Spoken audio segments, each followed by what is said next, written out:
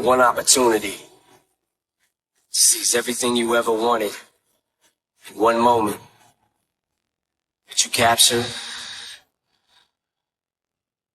J'ai la rage pour tout rafler, tout gagner, quoi.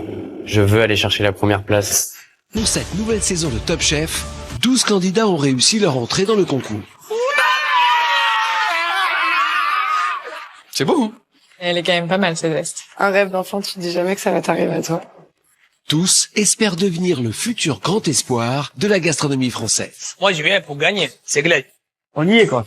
Mais ce qu'ils ignorent, c'est que même si les brigades n'existent plus, nos 5 chefs seront plus que jamais au cœur de la compétition.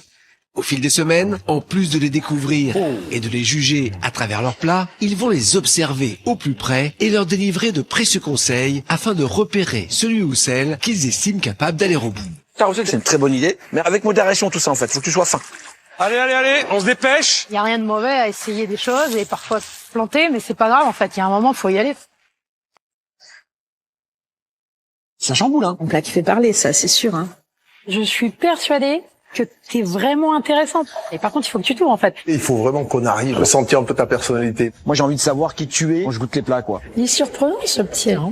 T'as ce qu'il faut dans les mains. Ne change pas ta cuisine. Tu vas monter le niveau, mais les autres aussi vont monter le niveau. Ouais, c'est clair. Et à la fin, il n'en reste qu'un. T'as compris, t'es intelligent, tu peux le faire. Moi je crois en toi en tout cas, hein. Je suis convaincu qu'on doit en finale. Sans que les candidats ne le sachent, dans l'ombre, les chefs préparent leur choix. Et le moment venu, chaque chef désignera son favori. Celui qu'il décidera de coacher et d'emmener jusqu'en finale. Alors, quels seront les 5 candidats choisis par les chefs? Et lequel d'entre eux deviendra le grand gagnant de cette nouvelle saison de Top Chef?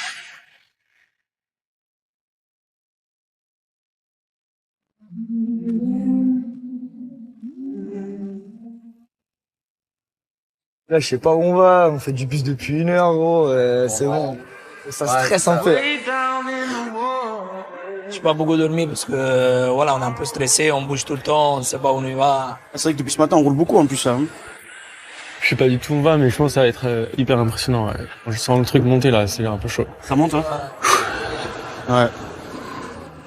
I'm coming back from the fire.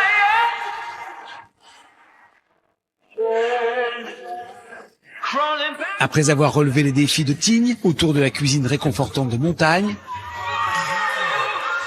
puis du Touquet en explorant l'univers de la cuisine de bord de mer, les candidats vont cette fois être immergés dans un univers culinaire très différent. Un nouveau terrain de jeu de haute volée dans lequel ils devront faire preuve d'exigence mais aussi de créativité pour éviter d'être celui ou celle qui sera éliminé ce soir. Bon bah les gars, hein, plus qu'à y aller maintenant.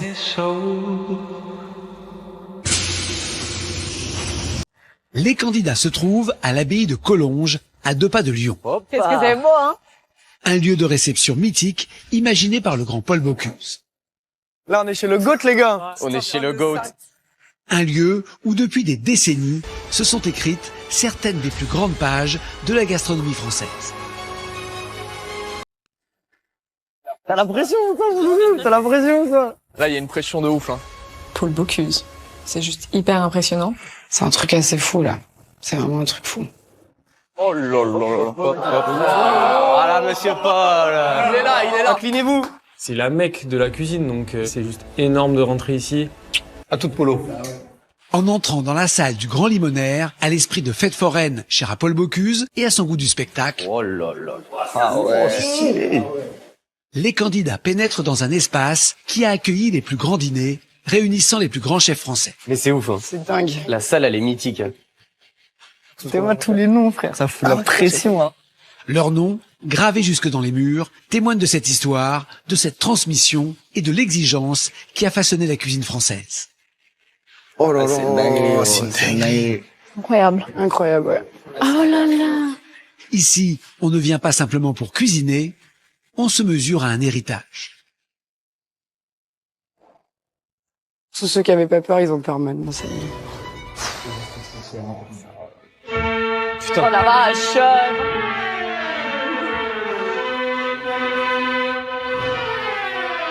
Quand tu vois des photos de l'abbaye, tu le vois, ce truc. Mais je savais même pas que le truc pouvait te sortir de la musique, genre.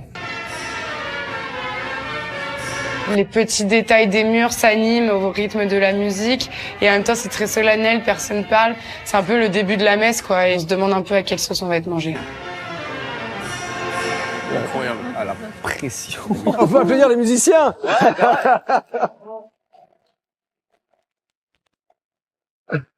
Nous sommes chez le pape de la cuisine, Monsieur Paul. Cette année, Paul Bocuse aurait eu 100 ans. Il a réinventé la cuisine française avec une idée révolutionnaire. Faire sortir les chefs de leur cuisine pour aller au contact des clients. Découpe en salle, flambage, tour de main culinaire. Le cuisinier devient l'acteur d'un grand spectacle pour le plaisir des convives. C'est ce que font aujourd'hui les chefs de la nouvelle génération. Yannick Aleno, par exemple, qui a choisi d'ouvrir sa cuisine et d'aller à la rencontre de ses convives, au plus près du geste. Ici, la cuisine ne se contente plus d'être dégustée, elle se vit et se raconte. Ou encore Jérôme Banquetel, qui n'hésite pas à venir en salle pour finaliser ses plats, comme ses filets de maquereau, dont la cuisson est terminée en cocotte sur pierre chaude, arrosée de vin blanc à la dernière seconde. Une manière de créer un lien direct et de fidéliser par l'émotion et l'interaction. Ce soir, vous allez devoir redoubler de créativité pour vous aussi élever votre cuisine et faire naître une véritable émotion lors de la dégustation. Ce soir, vous allez revisiter des plats emblématiques de Paul Bocuse et en proposer des interprétations singulières au jury pour vous montrer digne de son héritage.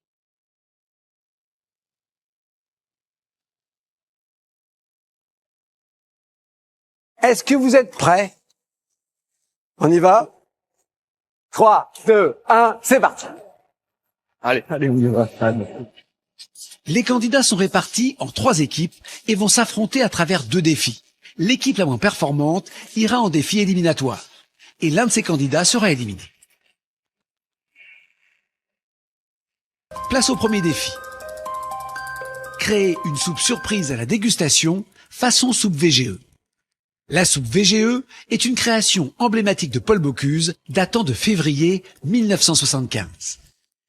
À l'occasion de la remise de sa Légion d'honneur par le président Valéry Giscard d'Estaing, Paul Bocuse organise un dîner d'exception à l'Élysée entouré de grands chefs étoilés. Pour l'entrée, Paul Bocuse a une idée de génie. Servir une soupe dans un bol scellé sous un dôme de pâte feuilletée afin de créer une véritable surprise au moment de la dégustation. Pour accéder à la soupe, il faut casser cette croûte feuilletée qui enferme un consommé de bœuf aux truffes noires et au foie gras agrémenté de carottes, de céleri et de champignons de Paris. Au-delà de l'effet spectaculaire, ce dôme a une fonction essentielle, conserver la chaleur et apporter une texture supplémentaire à la dégustation. Impressionné par cette création, Valéry Giscard d'Estaing autorise Paul Bocuse à baptiser ce plat de ses initiales, VGE. Et c'est sous le regard de leurs coéquipiers que les 3 premiers binômes vont devoir s'inspirer de la soupe VGE et à leur tour, imaginer une mise en scène autour d'une soupe et créer la surprise au moment de la dégustation. allez, feu. Pour ce premier défi, l'équipe rouge a choisi d'associer Viviana, notre chef italienne qui travaille en famille dans son restaurant, à Antoine, un jeune sous-chef d'un restaurant 3 étoiles, déjà remarqué à Tignes, où il a montré qu'il pouvait s'imposer comme l'un des favoris de la saison. Du coup, Avec Antoine, on est créatif de ouf. Je pense on peut avoir des bonnes idées. Il faut vraiment le truc ludique, vraiment sympa, venez chercher, genre, et faire bouger les clients, comme si on allait au marché et trouver le produit qui contiendra la soupe justement. Et tout ce que je veux dire. Ah oui, c'est beau aussi. Alors, Et quand ils l'ont trouvé, ils nous la donnent et on pourra leur servir. Mais tant qu'ils n'ont pas trouvé la soupe, il y a pas de soupe, il y a pas de plat. Ah ouais, ah non, c'est une bonne idée. Ouais, c'est une bonne idée. T'arrives, t'as quelque chose à faire, c'est pas juste à l'assiette et on te montre un truc. il y a un vrai esprit participatif et ça c'est cool.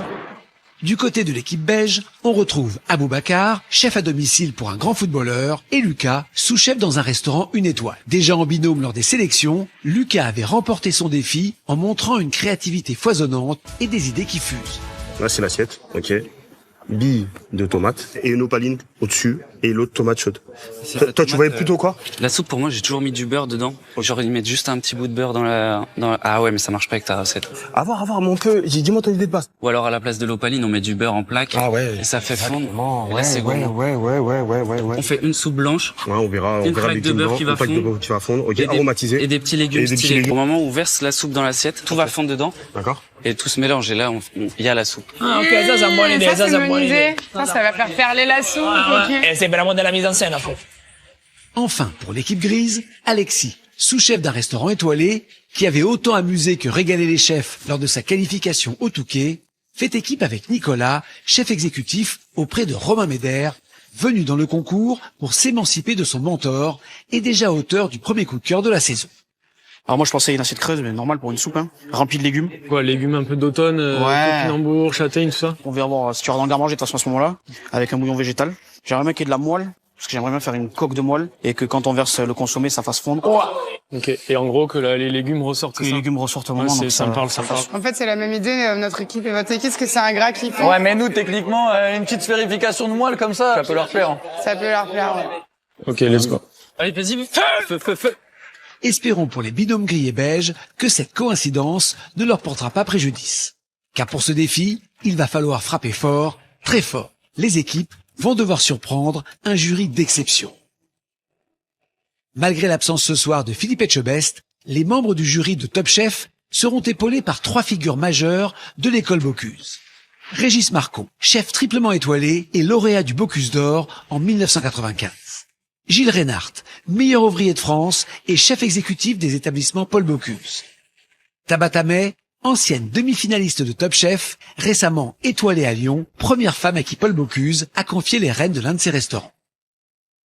Alors, quel binôme va arriver à impressionner ce jury de très haut rang?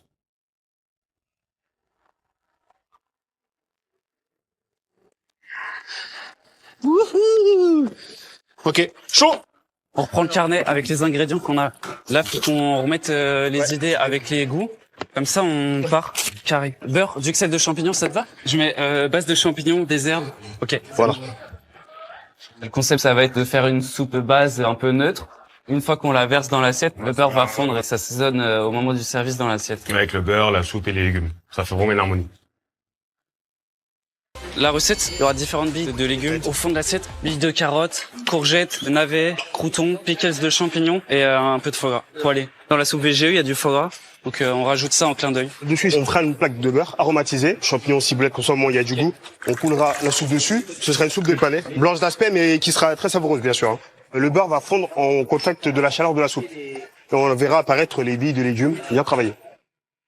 Beurre plus foie gras, là, ça fait trop, les gars, dans l'assiette. Ah ouais, non, mais il faut tenter, hein. Il faut qu'il arrive à mettre la bonne quantité de beurre pour faire si qu'elle est pas trop lourde, quand même, c'est en soupe. Ouais, mais s'il y a beaucoup de beurre et tout, Non, non. Bah là, il faut qu'il soit très délicat sur la coupe de beurre, quoi. Mais c'est une bonne idée. C'est une bonne idée si c'est parfaitement exécuté. bah, ça peut être spectaculaire, ouais, si ça marche.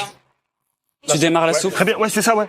Moi je me mets sur la soupe de panais. Et moi je me mets sur l'opaline de beurre. En fait, il y a 2 éléments importants dans la recette. On se met tous les deux sur un élément important. On n'a pas un seul qui se met sur les 2 gros éléments et un autre qui tricote à côté. En tant que chef à domicile pour un grand sportif, Aboubacar est habitué des soupes diététiques mais goûteuses. Et il compte bien montrer tout son talent pour faire la différence en commençant par la confection d'un bouillon de légumes. Là j'ai lancé un bouillon de légumes parfumé avec des carottes, du céleri, de l'ail, mettre un peu de thym et de laurier. Je mets un volume d'eau dedans et je laisse bouillir une trentaine de minutes pour que les légumes se diffusent dans le bouillon. Avec ça, on va additionner avec la purée de panais, un peu crémée. L'idée du bouillon de légumes, c'est vraiment de rajouter de la saveur au panais, parce que sinon, que du panais, pour moi, je trouve pas ça intéressant. On mixera, comme ça fera une soupe blanche. L'idée, c'était d'avoir ce côté inattendu. On voit une soupe blanche, on dit qu'est-ce que c'est ça? Oh, c'est blanc, sans saveur. Mais quand ils vont verser la soupe sur l'opaline de beurre et goûter l'ensemble du plat, ils seront très surpris. Je le sens chaud à côté. Ouais, je suis chaud. Confiance à notre recette.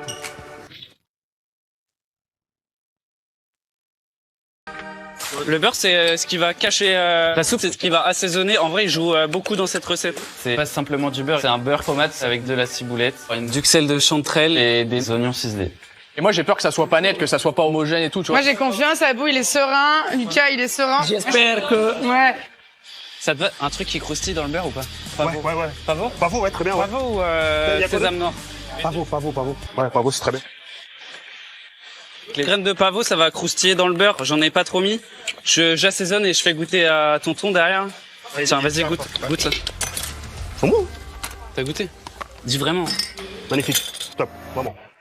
L'assaisonnement, très bien. Le goût de champignon, on le sent très très bien. Vraiment, c'est très bien. Ensuite, une fois que tous les éléments sont dans le beurre, je l'abaisse entre 2 papiers Guita. La finesse du beurre, c'est important pour que ça fonde. Vraiment très très fin. Comme ça au moins il n'y a pas ce goût trop gras en bouche. Là, le beurre, il est fait. Je mets ce beurre en cellule pour que le beurre pommade redevienne dur. C'est bon, ils partent bien. Ensuite, je découpe les disques de beurre à la taille souhaitée. L'idée c'est que l'opaline de beurre épouse l'assiette. Le disque de beurre, c'est vraiment un élément qui va jouer lors de la dégustation. Bah, si on n'a pas ce beurre, pas de spectacle. Il faut que le beurre il tienne, qu'il ait pas de trou et qu'il fonde en plus au moment de la dégustation.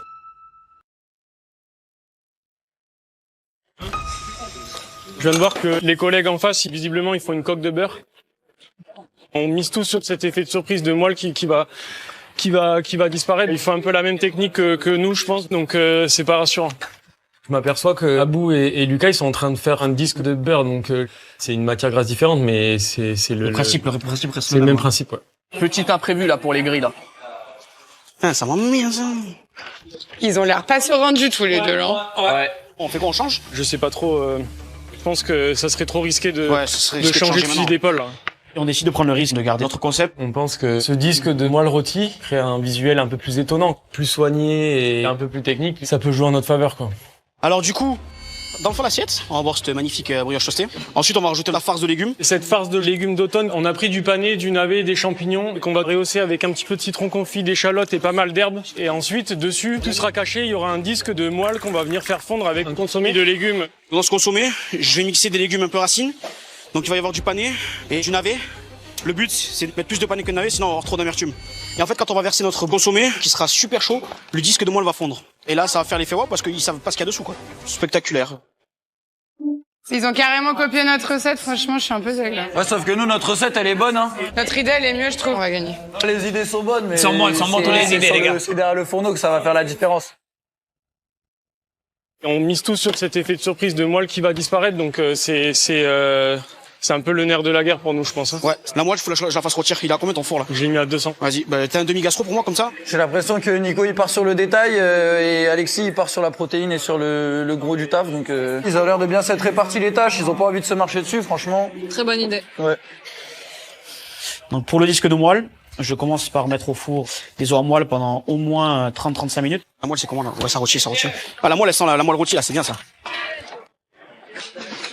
L'intérêt de le rôtir, ça va vraiment donner un marqueur de viande grillée. Donc je pense que ça peut être top. Une fois que les os ont complètement fondu et que la moelle est cuite, je la filtre. On a la moelle, c'est bien. Tu la sens, on est là.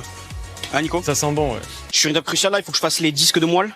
On va juste créer une fine plaque de moelle. Le disque de moelle, le défi technique, c'est de pas le faire trop épais pour pas qu'il reste figé en fait. Et que ce soit pas trop gras à la dégustation non plus.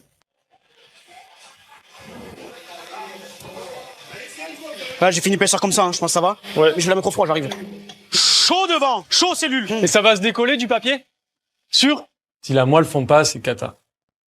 C'est vraiment l'élément central de la recette. C'est là où on va retrouver vraiment tous les goûts. L'objectif, c'est de ramener les points à l'équipe. Ça nous permettrait d'avoir une petite avance. Mais ils sont partis quand même dans un truc compliqué, les gars.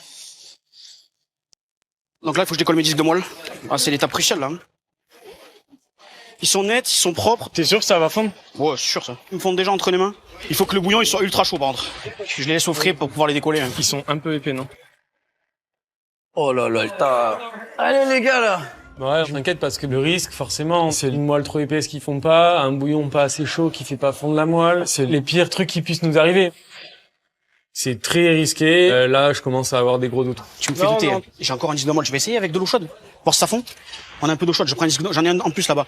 On le prend, on le fait fondre, on voit ce qui se passe. Bah là, j'ai un pic de stress. Donc, on va faire un test avec de l'eau chaude. Je verse. Bon, ça fond. Mais qu'elle était pas à 100%, elle était pas bouillant. Non, mais ça va fondre. En plus, il y a 2 épaisseurs. Hein. Ouais, il y a 2 épaisseurs, monsieur. Ah oui, ok, ça va le faire. Oh, ça va le faire. Premier soulagement, ouais. Premier soulagement, parce que ça marche. En plus, c'est un peu bon. Juste avec de l'eau. Juste l'eau et la moelle, en vrai. Pourquoi? Bah, c'est bien la texture de la moelle. T'as vu comment ça enrobe la bouche, tu sens bien la moelle. Mec, c'est en aromatique, c'est énorme. C'est énorme. C'est bon, ça, hein. Elle a un goût frère de moelle, mec, c'est trop bon. On va marquer les points, les gars, cherchez pas. Alexis, c'est quelqu'un d'assez explosif. Il est dans la folie, extraverti. Tac, tac, tac. Ah, ça me plaît, ça. J'adore. Moi, je suis plus quelqu'un, pas sur la retenue, mais plus calme. Il y a 2 forces un peu différentes, mais qui ont l'air de bien s'emboîter, donc entre guillemets. Ouais. D'un côté, le Catalan, sous-chef dans un restaurant étoilé. Une personnalité solaire, pleine d'humour, qui a immédiatement marqué les esprits au Touquet. Je suis hyper impressionné déjà. C'est pour ça les lunettes noires? Bah, c'est juste qu'elles se teintent avec la lumière, quoi. Donc, dans une cuisine, elles sont pas teintées, quoi. Bah, ça tombe bien parce qu'on n'ira pas dans les cuisines de Top Chef cette année, donc. Elles seront tout le temps teintées, quoi, du coup. Mais au-delà du tempérament, il y a la technique. Son Rouget, cuisiné de la tête à la queue, avait su ravir les chefs. Si t'appliques ça sur tout le concours, bah franchement, il va falloir t'attendre au tournant. Ouais, bravo. De l'autre, Nicolas, disciple d'Alain Ducasse, aujourd'hui chef exécutif de Romain Médère, il est venu dans le concours avec une ambition claire. S'émanciper du style de ses mentors pour affirmer sa propre identité. Dans Top Chef, je viens chercher vraiment me dévoiler, apprendre à me connaître un peu plus tout seul, réfléchir tout seul, agir seul. Voilà quoi, je veux me trouver, je veux montrer ma personnalité. Le jeune chef parisien a eu l'occasion de s'illustrer lors du défi éliminatoire à Tignes. Sa tortilla au chorizo lui avait valu le premier coup de cœur de la compétition. C'est pas donné à tout le monde de pouvoir faire une assiette comme ça. Il y avait beaucoup de styles, quoi. On a pris beaucoup de plaisir tous, unanimement. Donc je te dis un grand bravo et je te souhaite le meilleur pour la suite. Deux immenses potentiels qui font d'eux de sérieux concurrents sur ce défi. Mais alors qu'Alexis prépare son consommé de panais, C'est vraiment notre élément qui va faire l'effet waouh au dernier moment. Donc du coup, c'est un peu une étape clé, quoi. C'est une étape clé de la recette. il surprend une phrase de l'équipe belge qui risque de le déstabiliser. Goûte, dis-moi la texture, qu'est-ce que t'en penses? La soupe de panais, elle est bonne. Non. Putain, ils font pareil que nous. Allez, c'est chaud là. Je comprends que ça les mette en panique en vrai, c'est normal. C'est embêtant parce que si on part sur la même soupe, bah en fait, on fait la même idée que les copains, quoi. J'en ai marre des Belges. Déjà qu'ils font le même concept avec un disque de matière grasse. Là, je me rends compte qu'ils font la même soupe que nous. Un consommé de pané. Donc ça me fait un peu peur à ce moment-là. Il faut que le consommé soit vraiment waouh, qu'il soit incroyable. Parce que du coup, s'ils font pareil, il faut que le consommé soit ultra lourd. Hein. Comment on pourrait l'intensifier ce consommé là? Hein, Nico? Il faut l'acidifier. Après ouais, je pense. Mais il fait gaffe parce que j'ai mis du vinaigre dans la farce déjà. Hein. Qu'est-ce qu'on fait? Bah c'est eux qui nous ont copiés, donc ils peuvent changer de recette. Hein. Ils vont se démarquer, ils vont trouver une solution laser là, donc c'est bon. On fait une pâte de citron brûlée. Ah ouais. Vas-y, feu. Je prends le blender. Ouais. Il est fou ce mec. Et il est fou. Il rajoute des éléments maintenant à la toute fin là. Allez les gars, là on y va, putain. Allez-y là. Lâchez rien là. Il est malade ce mec. Ah, ça me plaît ça. T'es un malade. Il y a tout ce qu'il faut là. Vas-y, régale-toi. Ah, qu'est-ce qu'il y a les Belges, vous avez peur? Ouais. Hein? Je comprends. À votre place, j'aurais peur aussi. Je suis à l'humour. La pâte de citron brûlée, ça sera vraiment un élément qui va kicker cette soupe. Je brûle les citrons très fort. Ensuite, je les cuis vraiment au four pour les rendre vraiment tendres et ensuite je les mixe. C'est juste un petit point, vraiment un petit kick qui sera caché au fond de l'assiette.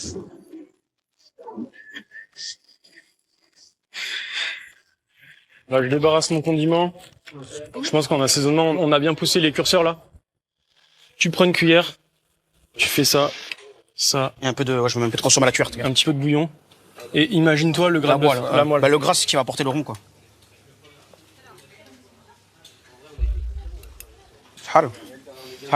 T'es content ou pas? Ouais, c'est bon. Je suis trop content de cette pâte de citron brûlée qui va envoyer le plat sur une autre dimension. Si Nicolas et Alexis semblent pour l'instant pleinement satisfaits de leur concept et de l'avancée de leur recette, ils devront tout de même garder un œil attentif sur l'équipe rouge et un binôme aux deux forts caractères, Viviana et Antoine. Je pense qu'on est dedans, non? Ouais, on est dedans. C'est bon, on est concentré. Ouais, on est lancé comme des frelons là et on y va quoi.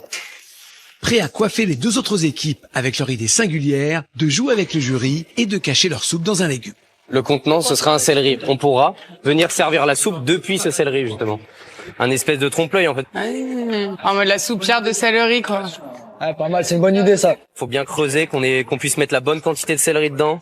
Je pense justement à faire comme un esprit de théière. Donc en fait, je vais venir avec un vide-pomme, faire un petit trou dans mon céleri pour en fait qu'on ait une espèce d'embouchure pour verser la soupe. Le côté spectaculaire, c'est vraiment de faire participer les jurys. Il y aura vraiment une espèce de petit étal avec plein de légumes différents. Il faudra qu'ils retrouvent le céleri qui contient la soupe justement. Vraiment un produit brut qu'on pourra aller chercher au marché, qu'on vient prendre et dire putain, il Il y a une soupe dedans. C'est comme un retour à l'enfance. Il faut avoir de la curiosité pour trouver la soupe. S'ils sont pas curieux, il va pas avoir de soupe, ils vont pas avoir d'assiette. Il y a un vrai esprit participatif et ça c'est cool. Non, c'est bien, c'est bien, c'est bien. Je trouve l'idée, elle est bonne, mais il y a beaucoup de taf. Ouais. Donc, on va faire des petits billets de céleri rave bien glacés. On va mettre un peu d'anguille, un peu de poutargue.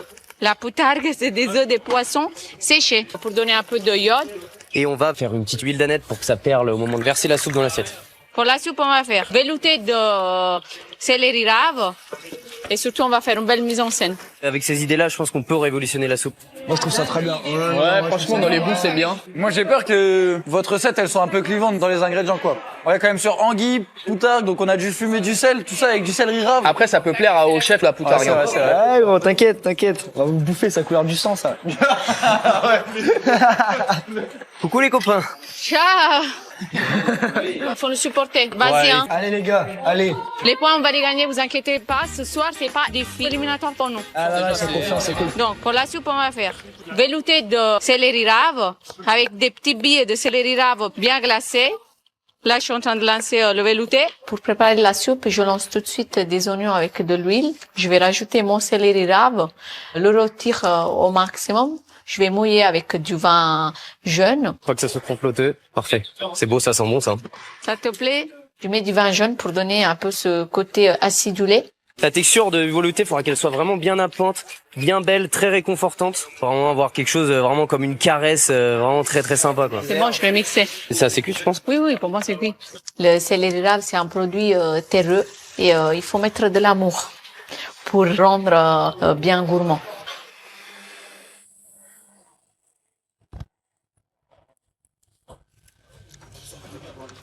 Là-dedans, on peut mettre du jus de citron aussi, je pense, juste un chouï. Oui. Tu comprends? Si. Là, je rajoute un peu de citron pour donner un peu de peps. C'est important pour partir un peu plus loin au niveau du goût. Goûte. C'est léger en sel, hein. Ah ouais? Tu trouves ou pas? Non. Moi, je trouve ça pas assez corsé. C'est ce que je veux dire? Si, on peut rajouter du sel, il faut faire attention. Mais quand... doucement, oui. Antoine, il est un peu têtu. Ça me fait peur, le plus de sel. Comme tu veux, mais là, vraiment, c'est pas assez. Honnêtement, avec Antoine, j'ai l'impression qu'il y a toujours quelque chose qui va pas. Après, Non, on a vraiment. l'anguille. Oui, je sais, mais Ouais, moi, j'aime bien quand ça tabasse, genre, tu vois ce que je veux dire? Faut que ça soit, tous les goûts soient forts. Là, il se met à la place du chef. Et ça me fait chier. Ils veulent contrôler tout, je le laisse faire parce que j'ai pas envie de m'embrouiller. Moi, je veux juste que tout ça se passe bien. On est là pour gagner ensemble. Tac, c'est bon, stop, j'en mets pas plus. Non, c'est bon. Je peux paraître très chiant, c'est pas contre Viviana, mais je veux aller chercher la première place. C'est mon but. Antoine, c'est notre homme pressé de la saison.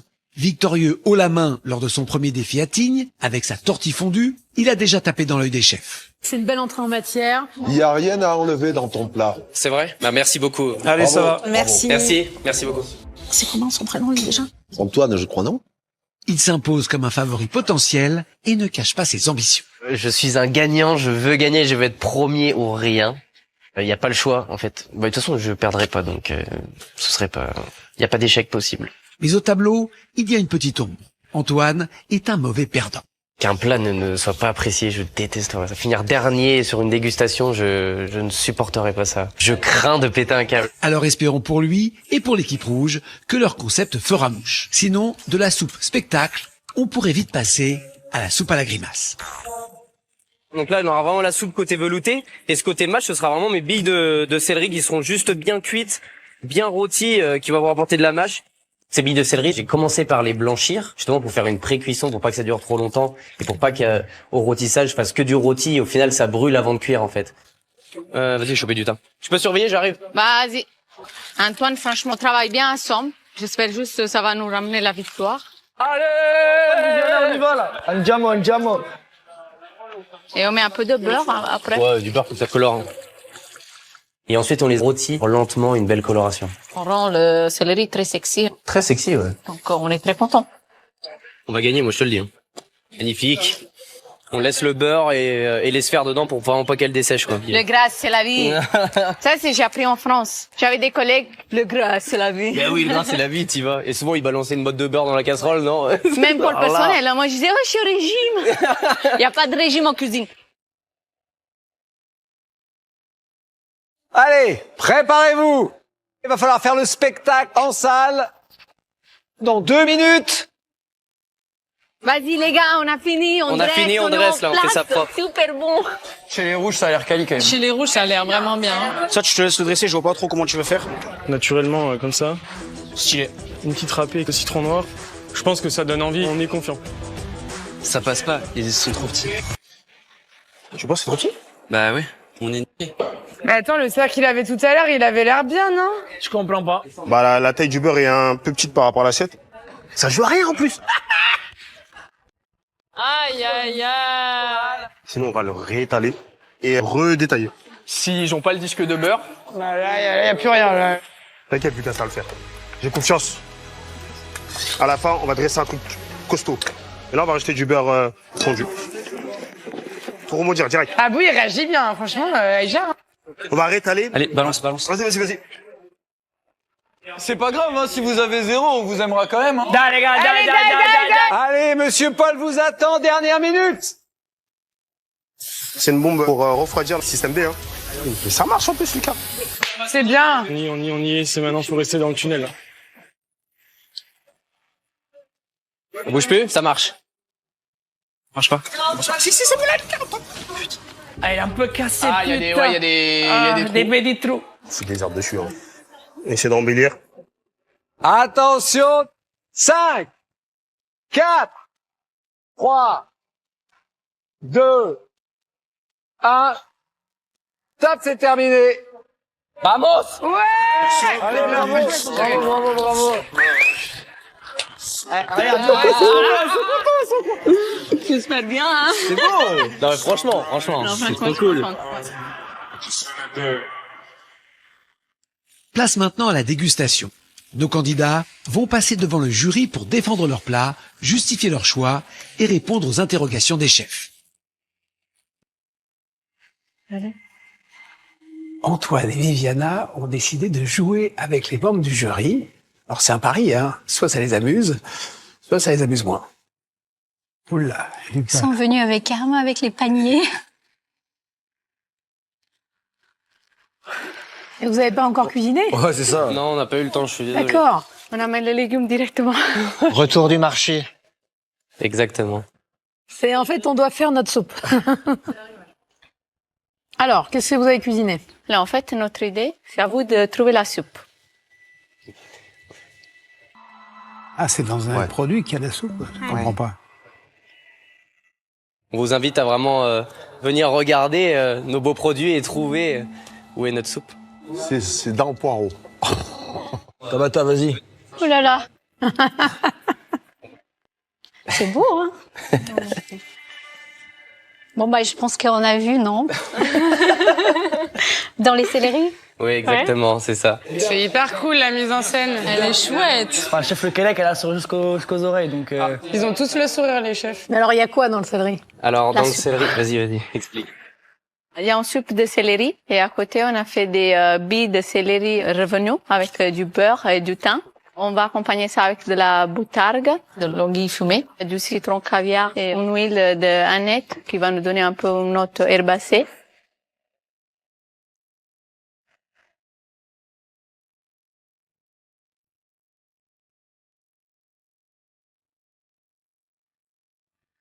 Ah, ouais. Ah, c'est bien. C'est stylé. Fait, bravo les gars, bravo. Bravo. Ah, très bien. Bien fait. C'est très parfumé. Hein. Oui, il y a beaucoup d'odeurs. Avec les céleris, un petit odeur un peu rôti, fumé. En tout cas, ils ont tous le sourire, ils ont tous l'air satisfaits. Ils ont tous trouvé Ils ça aiment beaucoup cool. l'idée, ça leur plaît l'idée en tout cas, c'est cool. C'est bien, ça. C'est bien, je suis content. Déjà, il y a du sourire chez les membres du jury. Il faut aussi que ce soit bon. Allez, on y va? Ouais.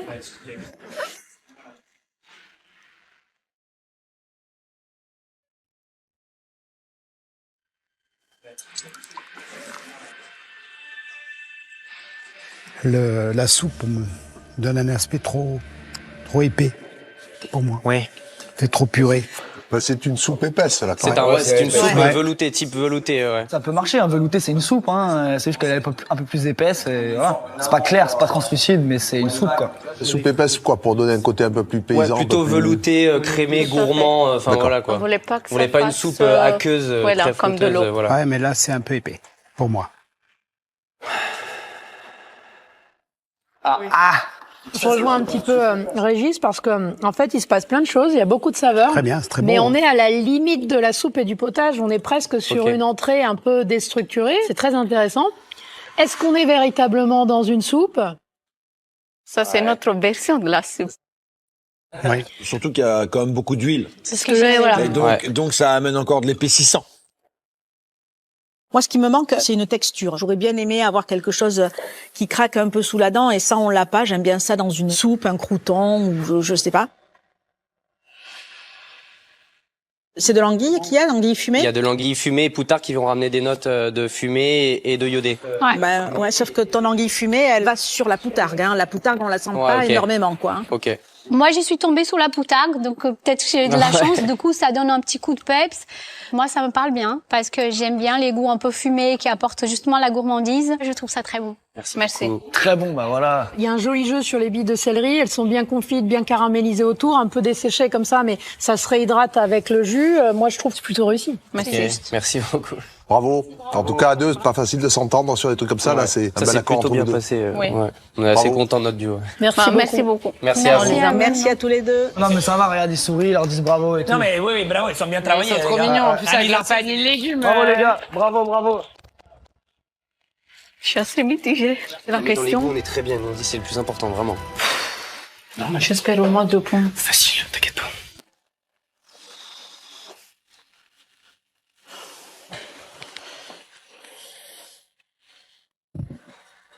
Bonjour. Bonjour, chef. Bonjour. Nicolas et Alexis tentent quelque chose de très technique. Il y a déjà ce disque de moelle qui doit libérer des petits légumes. Sur le papier, c'est génial. Maintenant, il faut que ça marche.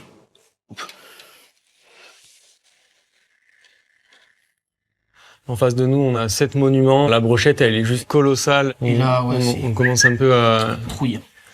La trouille qui apparaît là. Alors, qu'est-ce que vous nous avez fait? Alors on a fait donc une soupe de végétal, donc à base de panais et de navets, qu'on va venir verser sur un disque de moelle rôti. Et dessous on a fait un mélange de légumes d'automne, champignons, navets, panais.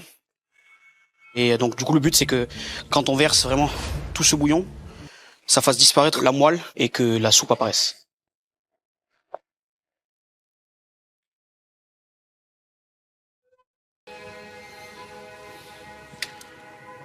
On sent que Nicolas et Alexis sont impressionnés de servir devant un tel parterre de chefs.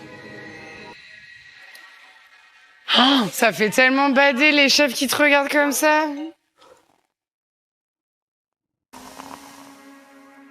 Moi, je suis curieux sur la façon dont vous avez fait la moelle. Je l'ai fait donc rôtir au four longuement pour qu'il y ait un goût de moelle rôti puissant. Et ensuite je l'ai filtré, je l'ai mise en plaque, coulée sur papier guitare, en porte-piécé. Vous avez pris que le gras, quoi. Ouais, exactement. Moi, je trouve que l'assiette est canon. Je sais pas si le message de la surprise à la dégustation va être compris par les chefs.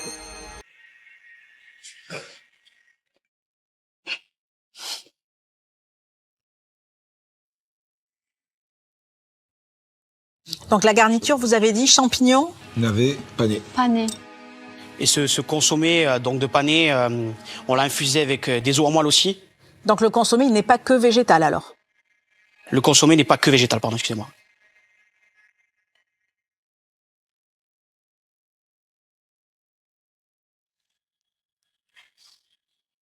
Le disque a fondu, les chefs sont intrigués. Pour l'instant, tout va bien.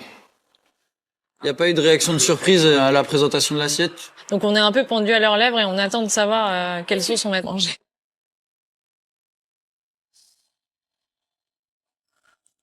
Il y a beaucoup d'éléments. Et pour autant, chaque élément a bien sa place. Yes!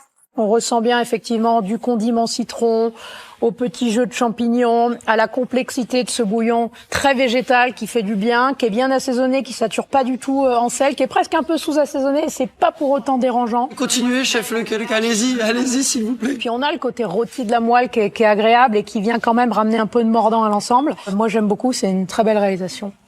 Merci, chef. Yes! Ah, bon, ça, J'aime beaucoup. Franchement, ils ont des super retours. Hein.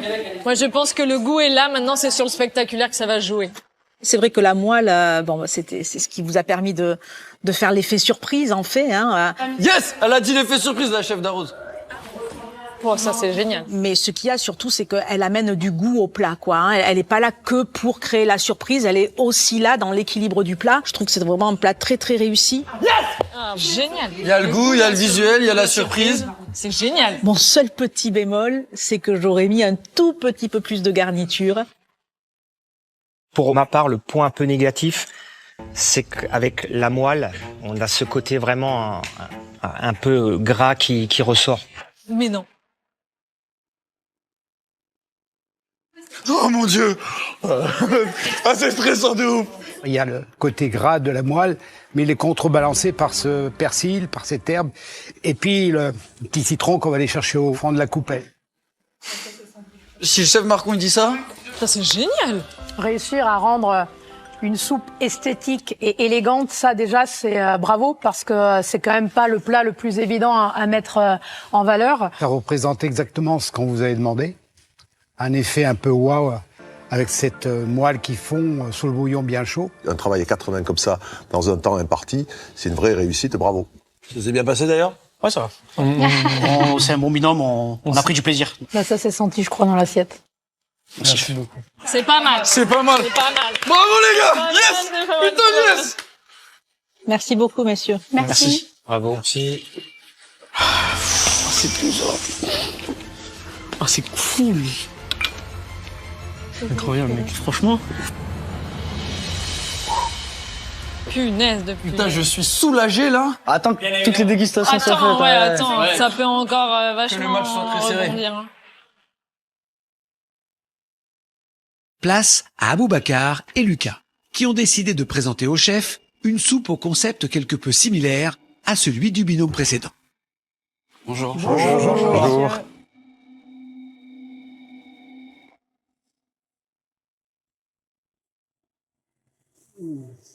Merci.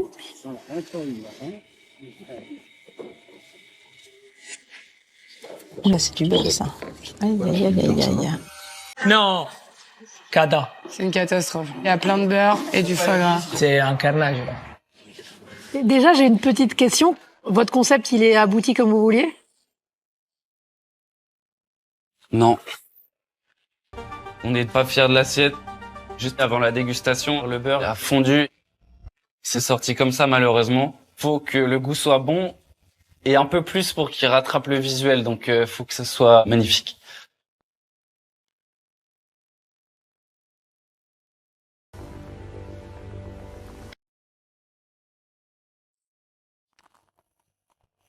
C'est chaud. Vraiment un carnage. Comment elle s'est passée l'épreuve? Est-ce que c'est le visuel que vous attendiez? Non. En fait, la soupe devait être cachée par une plaque de beurre. D'accord, donc on aurait dû avoir une opercule de beurre sur toute l'assiette. Voilà, fermée. D'accord. Le problème, c'est que le beurre était trop fin. Comment vouliez-vous qu'un disque fin tienne sur cette garniture chaude? C'était impossible. Ou alors fallait mettre ce disque au dernier moment. Par anticipation. Tu vois ce que je veux dire? Effectivement. Quand on part sur une assiette qui est pas très jolie avant la dégustation, déjà ça peut faire perdre des points. On n'a pas forcément envie d'aller dans l'assiette. Donc on attend qu'il goûte, c'est ce qui peut nous sauver, quoi. Exactement, le goût. Comment il s'appelle ce plat? La soupe de foie gras végétal. Au beurre. Wow. Il y a du foie gras et du beurre alors? Non, il y a des légumes aussi. Oui, mais il y a quand même du foie gras et du beurre ensemble.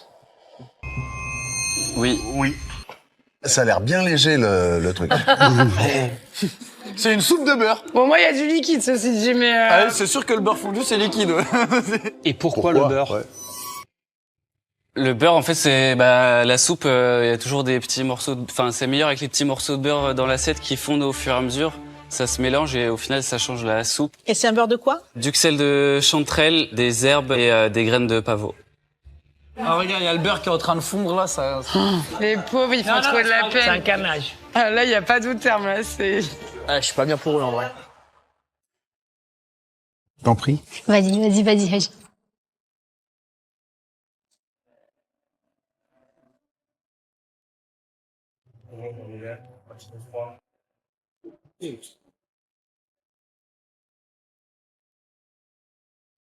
Bon, le concept intéressant. Hein.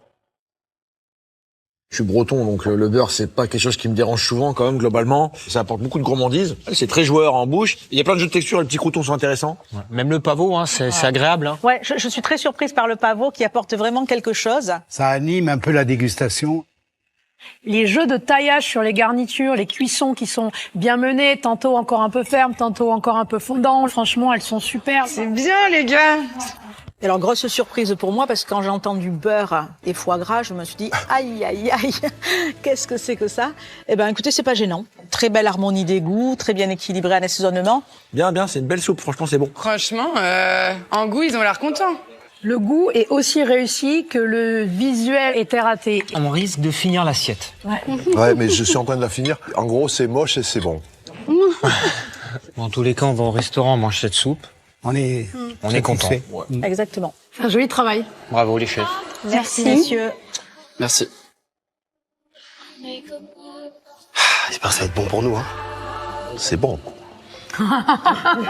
C'est marrant, tu l'as pas dit ça non plus. Mais si, je leur ai dit, c'est moche et bon. C'est moche, c'est bon. Ça traduit tout. Tu vois, on a fini, hein. Tu en veux un peu plus, Tabata? Non, ça va. Le jury et les chefs invités se sont concertés pour établir un classement.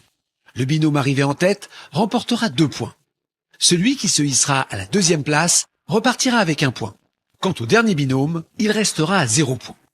Je demandais à Paul Perret de nous dire au nom des membres du jury quel binôme remporte l'épreuve et fait marquer donc 2 points à son équipe. Allez. Alors, l'équipe qui remporte 2 points, et l'épreuve donc, c'est Nicolas et Alexis. Chier, bordel. Bon, allez, c'est pas grave. Il y a encore un point à récupérer, là. Qui ont formé une très belle équipe avec une recette qui était très bonne et qui avait ses marqueurs qui répondent vraiment à l'épreuve. Bravo, les mecs. Bravo. Il y a encore 1 point à distribuer très précieux. Je demandais à Glenviel de nous dire quel binôme fait marquer 1 point à son équipe, 1 point qui vaut de l'or. L'équipe qui remporte 1 point est l'équipe de Aboubacar et Lucas. Oh putain, je t'avais dit, mec. Non. C'est chaud. Je l'avais dit. Techniquement, il y a eu des difficultés dans la réalisation de ce plat. On n'a pas vraiment été surpris. C'était surpris par l'espèce aussi. Mais par contre, on s'est régalé. Donc, c'est pour cela qu'on a attribué ce point. Vas-y, il a l'air content, mec. On n'a pas gagné. L'équipe d'Antoine et Viviana ne marque pas de points. Putain, sérieux. Je m'attendais pas à ça, bordel. Pourquoi, Stéphanie Lequelec? Alors Viviana, Antoine, il y avait quelque chose de bon enfant et un peu ludique, mais on attendait un petit peu autre chose, on est quand même dans Top Chef. Et puis sur la dégustation, il nous a manqué de la fluidité dans ce velouté, et puis une saturation en gras qui nous a, in fine, un peu dérangé. Réfléchis. Beaucoup d'incompréhension, je suis très énervé.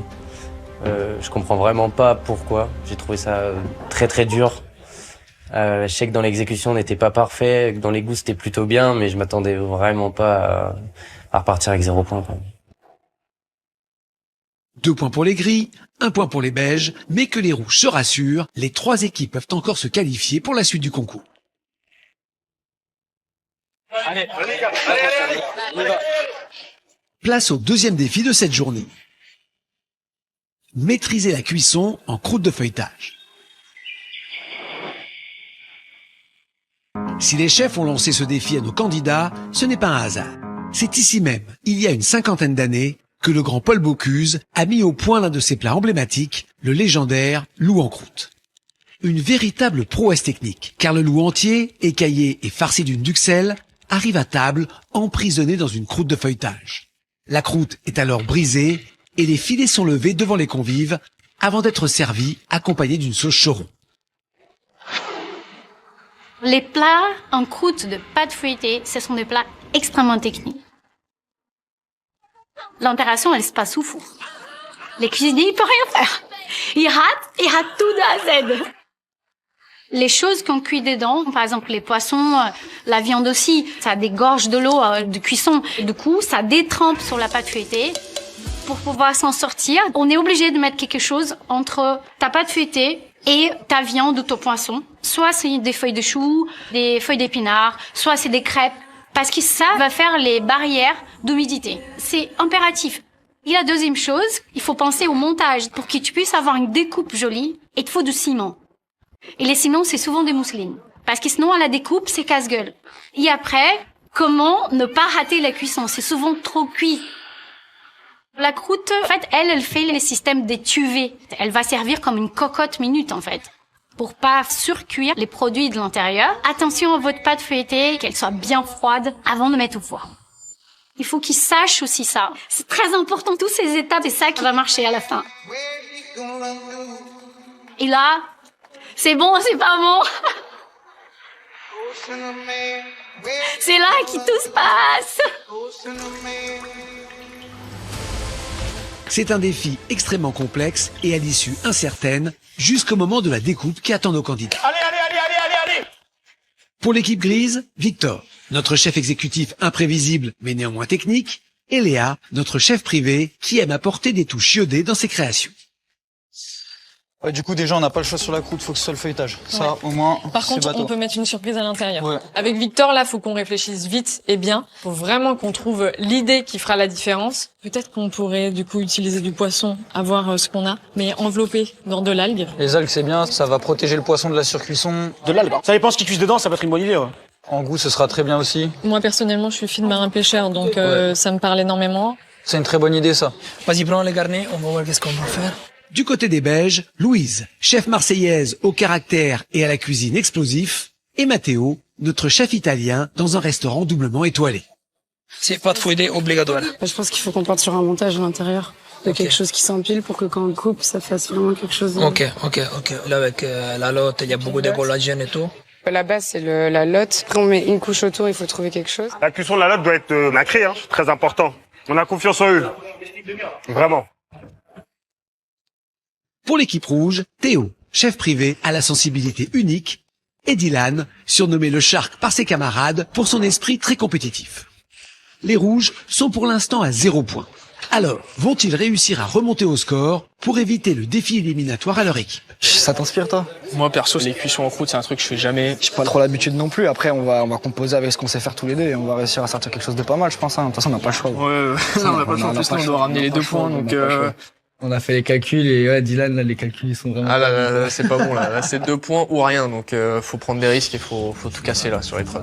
Moi, je suis chaud de faire un terme, si ça te doit. Ouais, vas-y. On part sur la viande en cuisson. Juste, on va bien la marquer le bœuf parce que sinon, il va relâcher du sang. On le marque bien au début. Ouais, faut le saisir. Ah, ils partent sur du bœuf. On sait qu'on doit prendre des risques pour amener les 2 points, donc on prend le pari de faire nous de la viande pour aller dans une direction différente des autres équipes qui, je pense, vont s'orienter justement sur du poisson en croûte, feuilleté. Ouais, c'est pas con. Si c'est bien fait la viande, ça va très bien. Je suis d'accord avec ça. Viens, on fait un jus de poisson avec. Comme ça, on va contraster. Mais c'est bien d'ajouter bœuf, iode, et tu contrastes justement avec un jus poissonneux, genre. Terre-mer, moi j'adore, ça me parle d'ouf. Je suis motivé, hein. Si c'est vraiment très bien maîtrisé, je vois pas où est le problème, quoi. Vas-y, viens, on récupère nos trucs, là. De la maîtrise, il va en falloir, car à la fin de ce défi, ils présenteront leur plat à nos chefs, accompagnés cette fois de 3 nouveaux disciples de Paul Bocuse, Christopher Coutenceau, le chef triplement étoilé de La Rochelle, Benoît Charvet, le chef pâtissier des restaurants Paul Bocuse, champion du monde des desserts glacés 2018 et pâtissier de l'année 2019, ainsi qu'Olivier Couvin, meilleur ouvrier de France, grand spécialiste du loup en croûte de Paul Bocuse. On a du lourd, là. Ouais, t'as du lourd, c'est chaud. T'es un mec, tu fais du poisson avec Christopher Coutenceau, là, c'est... Tandax. On y va, frérot? Allez, let's go. Nos 3 binômes s'apprêtent à réaliser un défi culinaire de haute voltige dans lequel il faudra allier technicité et inventivité pour l'emporter. Allez là, chaud devant. Ça glisse. Un défi a priori sur mesure pour le duo formé par Victor, technicien de formation. La cuisine de Paul Bocuse, c'est quelque chose que j'ai beaucoup étudié. À l'école des cuisines, on a été amené à travailler le poisson en croûte quelque part. Et la technique, moi, je trouve que ça fait vraiment partie du bagage qu'il faut avoir dans une cuisine. Ça te permet d'avoir après derrière un panel de possibilités pour pouvoir t'éclater. Et Léa, qui fourmille d'idées créatives. Je vais venir ajouter du citron et un peu de sucre sur la garniture. C'est assez étonnant et c'est un peu chelou, mais ça me représente bien. On se répartit super bien le travail. Le poisson et ma pâte feuilletée, c'est technique, mais Victor, franchement, se sent bien d'aller là-dessus. Il veut le faire, donc je lui fais full confiance. Entre la technicité et la créativité, on s'est bien trouvé. Le poisson, on a pris un sar. On va enlever les arêtes par l'intérieur en laissant vraiment le poisson entier. À l'intérieur, on va avoir une petite farce algues, ail, ciboulette, quelques zestes de main de Bouddha. Là, vraiment, c'est histoire d'avoir de la fraîcheur et quelque chose qui se passe au milieu du poisson quand on va le découper. Ensuite, on va venir le rouler dans les grosses algues kombu qui sont là. Ensuite, on va enfermer ça dans la pâte feuilletée pour avoir les règles. Comme ça, on a notre poisson en croûte. En visuel, on va faire un poisson sculpté, détaillé avec les écailles, les arêtes, tout ça. À côté de ça, on aura une petite garniture de crône revenue dans du beurre, quelque chose d'hyper gourmand. Je vais utiliser les petits fenouils aussi. Et on va faire une petite sauce chimichurri remplie d'amour et de fraîcheur. Coriandre, ciboulette et un peu d'aneth. Algues, crône, fenouil. Faudrait pas qu'on perde le sujet qui est le projetage, quoi. Et ce qu'il y a à l'intérieur, quoi. En fait, ça va être un jeu d'équilibriste. Moi, le poisson, c'est quelque chose que je travaille assez souvent, c'est quelque chose que j'aime beaucoup faire, que j'aime beaucoup cuisiner. Le char, c'est un choix stratégique parce qu'il faut un poisson qui soit quand même pas trop gros, qu'on puisse avancer la cuisson tranquillement sans avoir besoin de paniquer avec un poisson énorme qui va pas cuire. Et inversement, avec un poisson trop petit qui serait surcuit à la découpe et à la dégustation. Et en même temps, ça va avoir une belle forme quand on va pouvoir le dresser dans la pâte feuilletée. Donc ça, vraiment, déjà, c'est bien. Le sar, il va le désosser d'intérieur, je crois. Ça, pour le coup, c'est pas évident de désosser d'intérieur. Ouais, Victor, c'est un monstre aussi. Hein. Là, tu vois, j'ai vidé les arêtes de mes poissons tout en génial. les gardant entiers. Comme ça, quand on va les recouvrir avec la croûte, ça va être nickel. Trop bien. La pièce maîtresse, c'est le sar vidé par l'intérieur, farci avec algues, ciboulette, ail et un peu de main de Bouddha râpée. Tu veux étaler la pâte feuilletée? Allez, c'est parti.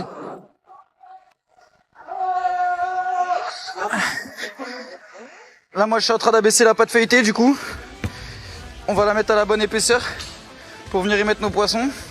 Je vais la baisser assez fine, histoire qu'on ait vraiment ce croustillant et cette cuisson qui soit bien laser. Trop épais, ça ferait une pâte qui serait pas cuite à cœur et c'est pas du tout intéressant, c'est pas ce qu'on veut. Putain, wow. Je travaille mes muscles, le cardio, là, c'est assez intéressant. Hein. Pour les poissons, tu veux que je les empaquette? Ouais, si tu peux, si t'as le temps. Regarde, je les enrobe comme ça. Je leur fais un petit manteau. Je les enveloppe dans la laitue de mer. Moi, j'ai envie de faire ça parce que j'ai envie de rapporter de la salinité. J'ai envie qu'on ait cette sensation un peu du poisson sorti de l'eau. Et ça va un peu les protéger de la surcuisson. Moi, là, je viens de finir d'empaqueter mes sars. Dès que c'est bon pour toi, on peut mettre les poissons, on peut les fermer, on peut les mettre à cuire. Là, je suis en train d'enfermer le poisson dans la pâte feuilletée en essayant de chasser un maximum d'air.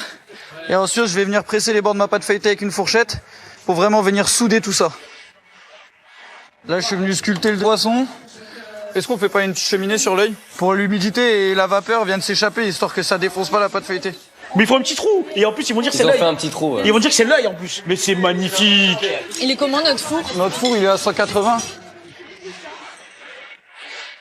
Pour être sûr qu'à l'intérieur ce soit bien cuit, il faut réussir à avoir un bon jeu entre la température du four, l'épaisseur de sa pâte feuilletée. Ça fait pas mal de choses à prendre en considération, mais c'est aussi un peu le jeu du truc, c'est la surprise à l'ouverture, c'est ça qui fait tout. Vas-y, en forme. Là, on part sur 20 bonnes minutes. Top Chef, c'est du talent, de l'énergie et toujours un peu de prière, j'ai l'impression. Comme l'exige la recette originale de Paul Bocuse, le plat en croûte de feuilletage doit s'accompagner d'une sauce. Léa n'a pas l'intention de brider sa créativité et décide de réaliser une sauce pimentée de la gastronomie sud-américaine. Je suis sur la sauce chimichurri. La sauce chimichurri, c'est un petit peu de persil, un petit peu d'aneth, vinaigre de cidre, petite huile d'olive, un petit peu d'ail. Si tu veux couper de l'ail et tout, okay.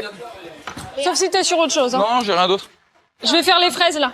Elle dit quoi? J'ajoute toujours de la pâtisserie dans ma cuisine et vice versa. J'aime bien qu'il y ait du sucré, qu'il y ait une petite touche décadente. Alexis et Nicolas ont peut-être raison de se montrer inquiets. La cuisine anticonformiste de la jeune chef girondine pourrait bien leur jouer des tours.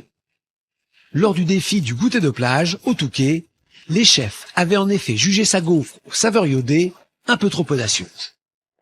On a fait beaucoup d'éloges sur ton dessert. On y a trouvé plein de singularités, d'originalité. Mais je pense qu'on est tous d'accord pour dire qu'il faut aussi un peu les canaliser. Donc c'est le conseil qu'on te donnera ce soir. Mais en tous les cas, bienvenue encore et on espère que tu vas aller très loin.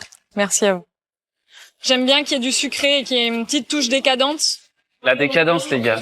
La décadence. C'est une association qui est carrément pas classique, mais on n'est pas venu faire du classique, on est venu revisiter des choses classiques justement. Les prises de risque, c'est à double tranchant, quoi. Soit ça passe, soit ça casse. On innove un petit peu, normalement il y a beaucoup de piments et de poivrons là-dedans, mais l'amara des bois, ça va rajouter un peu d'acidité, un peu de fruits, c'est quand même cool. On va venir y hacher coriandre, ciboulette et un peu d'aneth, histoire de rapporter de la fraîcheur à tout ça. On vient rapporter pas mal de peps avec cette petite sauce. J'ai un petit peu de vinaigre de cidre. Vas-y, bien vu. L'huile d'olive, j'en ai là. Vas-y, on mouille. Avec Léa, on est vraiment ensemble, on bosse ensemble, on se fait goûter, on discute, c'est fluide, c'est cool. On prend du plaisir en plus, donc que du kiff. Tiens, goûte. Ça pique déjà pas mal avec l'ail et la coriandre. C'est bien ça. C'est parfait. En face, chez les Belges, les coéquipiers du jour, Louise et Matteo, étaient il y a 2 semaines adversaires. C'est l'Italien qui va gagner, hein. Désolé pour les Français. Hein. Désolé, je sens l'Italie déjà. Tu sens l'Italie? Ouais. C'est bien. Si Matteo avait gagné le défi sur le thème du fromage croustillant, Merci. Yes. Bravo. Louise, dotée d'un caractère bien trempé, ne compte pas pour autant faire de la figuration aujourd'hui. Matteo, il est chef d'un 2 étoiles et moi, je suis chef d'un bistrot. Donc forcément, on est sur 2 salles, 2 ambiances. On a tous les deux des gros caractères et je sais qu'on va tout déchirer tous les deux, donc ça va. C'est ça. Je suis sereine. Bah, nous deux, on est chefs, quoi, donc on est habitués à prendre le lead sur la cuisine. Donc c'est peut-être le risque, mais justement, du fait qu'on a tous les deux ce poste à responsabilité, on s'écrase pas, on s'écoute. Et On s'est fait confiance quand même. On se fait très confiance. En face de nous, il y a la statue de Paul Bocuse. Bon, déjà, c'est un pape de la gastronomie. En plus de ça, bah, moi, j'ai appris dans son école. Donc c'est important pour moi qu'on se loupe pas aujourd'hui. Moi, j'ai fait mes études à Lyon chez Paul Bocuse, donc oui, c'est vraiment une cuisine que je connais. Après, c'est pas une cuisine que je fais au quotidien. En plus, il y a le chef Couvin qui m'a fait la démonstration du loup en croûte de Bocuse quand j'avais 18 ans. Donc ça met une petite pression supplémentaire. Pour notre cuisson en croûte de feuilletage, on va faire à l'intérieur une lotte qu'on aura juste saisie. Ensuite, autour, on va faire une farce avec des herbes, je pense. Du coup, on a de l'aneth, du persil, du sarfeuille, de la ciboulette. Ça va être une farce assez sèche. Comme ça, elle pourra boire un petit peu l'eau du poisson. Derrière, on va rouler tout ça dans des feuilles de chou qu'on aura juste blanchies. Ensuite, c'est la croûte de feuilletage. On va essayer de faire un joli décor. Bon, on l'a jamais fait avec Mathéo, donc voilà. On va y aller au talent, hein. Pour la garniture, on va partir sur feuilles de chou grillées, épinards tombés, moules, cébettes braisées, fenouil braisé, cresson cru. La garniture, qu'il faut qu'il soit douce et qu'elle accompagne vraiment le plat. C'est une recette classique, mais si c'est maîtrisé au moins... C'est ça qui fera la différence, je pense. En fait, ils sont pas partis dans un délire. C'est ça. Mais la lotte, c'est pas le poisson le plus évident pour le coup. Non, c'est sûr. C'est tendu parce que ça pisse. Si tu la sales pas, c'est tendu. Et même, faut la laisser sécher. Il y a des gros enjeux sur la cuisson de la lotte, puisque c'est vraiment la star du plat. Le poisson, ça lâche souvent de l'eau à la cuisson. Donc le but, c'est de pas imbiber la pâte feuilletée pour qu'elle reste bien croustillante. Il y a un gros risque sur la lotte, c'est que la lotte, normalement, on la fait sécher une journée afin que toute l'humidité présente dans le poisson sorte avant de faire n'importe quelle cuisson. Je roule la lotte avec beaucoup de sel parce que ça va permettre de faire sortir l'eau dans la lotte. Ça, c'est très important. Ça va permettre en fait de la sécher un petit peu. Comme ça, on évite qu'il perde trop d'eau et ça va mouiller toute la pâte fouettée. Mathéo prend direct le lead sur la lotte. Là, je me dis, ok, mais bon, j'ai pas le temps de débattre avec lui. Le poisson, il le prend, mais là, clairement, il faut pas qu'il se loupe parce que sinon, je lui tomberai dessus à la fin. On est en train de saisir la lotte parce qu'en fait, déjà, ça prend du goût, bien évidemment. Et en plus, ça va à garder tous les liquides dans la pièce de lotte. Il précule le poisson? Ouais. Genre, il le marque? Ouais. Ça a déjà enlevé de l'eau. C'est carré. Vas-y, Luis. Tu fais cuisson, les herbes hachées. Vas-y, tu peux les faire. T'as 5 minutes. Chef. Ouais, Oui, chef. Ouais, je sais. Je l'appelle chef parce que pour qu'il comprenne que là, il est en train de me parler comme à sa commis. Je sais, désolé. Il s'en rend compte direct, il s'excuse et on repart sur une bonne base parce que sinon, je pense que je faisais la commis derrière lui pendant toute l'épreuve. En cuisine, faut toujours prouver plus parce que t'es une nana. On me disait beaucoup, t'es hyper mignonne, pourquoi tu vas te cacher dans la cuisine, va en salle. Ouais, ça m'a un peu en colère, mais ça m'a aidé à me forger un caractère. Aujourd'hui, j'aime pas me laisser faire. J'ai une équipe que de mecs dans mon resto, et c'est moi leur boss, quoi. Pardon, désolé. On a une équipe, il faut travailler ensemble. Et on va arriver ensemble. Et il va falloir faire preuve de cohésion pour l'étape délicate du montage. Bah moi je suis prête, la farce elle est bonne, je sèche les feuilles de chou. Et après on peut rouler déjà. Comme l'équipe grise, ils ont judicieusement choisi de protéger leur poisson avant de l'enfermer dans le feuilletage. Cela afin d'éviter que la lotte ne détrempe sur la pâte. Le chou c'est un légume qui supporte très bien la chaleur. Je sais qu'il va pas partir en compote comme l'épinard par exemple. Louise, elle avait un farce avec plein de herbes et tout et c'est très bien. Ça va tenir avant la découpe. Ça fait un bon pansement entre la pâte feuilletée et la lotte. Faut que ce soit laser à la découpe et surtout un truc qui se casse pas la gueule devant 10 chefs, quoi. Je roule la lotte avec toute la farce des herbes qu'on a fait et après on va la rouler dans la pâte feuilletée. On va rouler la pâte. Faut que ce soit vraiment hermétique pour que ça cuise vraiment uniformément partout. Ça fait comme une sorte de mini cocotte minute, quoi, mais dans de la pâte. Vas-y, c'est à toi. Je mets du jaune d'œuf, c'est ce qu'on appelle une dorure. C'est déjà pour que ce soit beau et pour que ce soit bien brillant et que la pâte elle fissure pas à la cuisson. Mais ça va me permettre de coller mon petit décor que je me suis fait. Ah, faut la dorure, faut que ça brille, faut vraiment que ça soit nickel. En vrai, tu loupes une technique dans le feuilletage, ça peut te tuer. Il faut que ce soit parfait. C'est propre, hein? J'enfourne maintenant, Mathé. Vas-y, son encadrement. Bah, j'ai mis à 200 pour saisir et je baisse maintenant. Dis, mis 15 minutes, hein. Je fais des mini trous pour qu'il y ait la vapeur qui sorte, sinon ça va faire cocotte minute et ça va exploser. Les points, ils sont pour nous! On va voir. Et plus forte que jamais. On n'a pas le choix, on doit ramener les 2 points. Donc, on est au taquet, là. Ah là, il faut. Vas-y, Dylan. Pour rattraper notre connerie, les gars. Théo, vas-y. Contrairement aux équipes adverses, ils ont choisi de travailler la viande et dans une large mesure. On va partir sur 3 viandes différentes. On va faire du bœuf et on va se faire une farce de volaille avec dedans des petits bouts de magret de canard. Ça sera un peu comme un pressé de bœuf en fait, avec plusieurs étages bien différents, bien distincts. Après forcément on aura une cuisson en croûte feuilletée, hein. Ça c'est le thème, donc le but c'est que ça soit vraiment très visuel, très très joli, bien décoré. Moi en parallèle je lance un jus de maquereau déglacé au vinaigre de cidre. Vraiment le côté terre-mer, moi c'est quelque chose que j'adore travailler. Et après en accompagnement je pense on va se faire une petite poêlée de champignons, un truc bien gourmand, bien pas trop partir dans tous les sens. Et à mon avis on devrait être sur quelque chose de pas mal. Ils ont 3 viandes à travailler. C'est une grosse prise de risque, mais si c'est maîtrisé, ça peut être incroyable. Sur laser, respect. On pourrait faire quelque chose de peut-être moins audacieux, mais bon, on veut aussi prendre des risques aujourd'hui. On est à Top Chef, hein.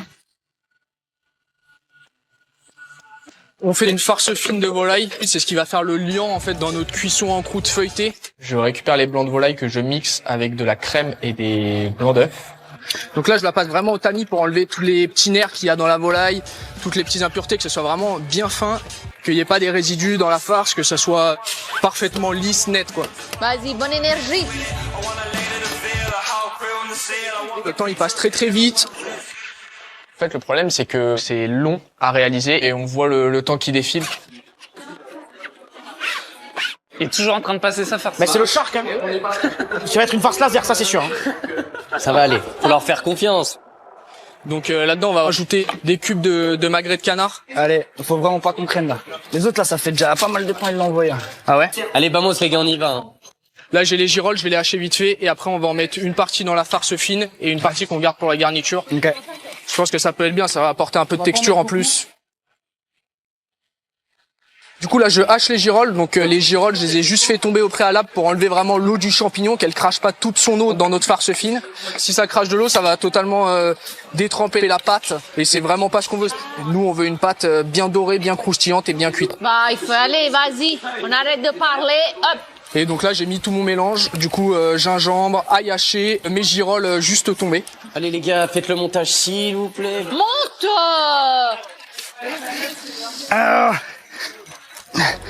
Faut pas se louper, il va falloir enfourner là d'ici peu. Donc sur ma base de pâte feuilletée, j'ai mis mon morceau de bœuf, je mets ma farce avec tous mes condiments dedans. Et après, je vais mettre un deuxième étage de bœuf. Tu penses?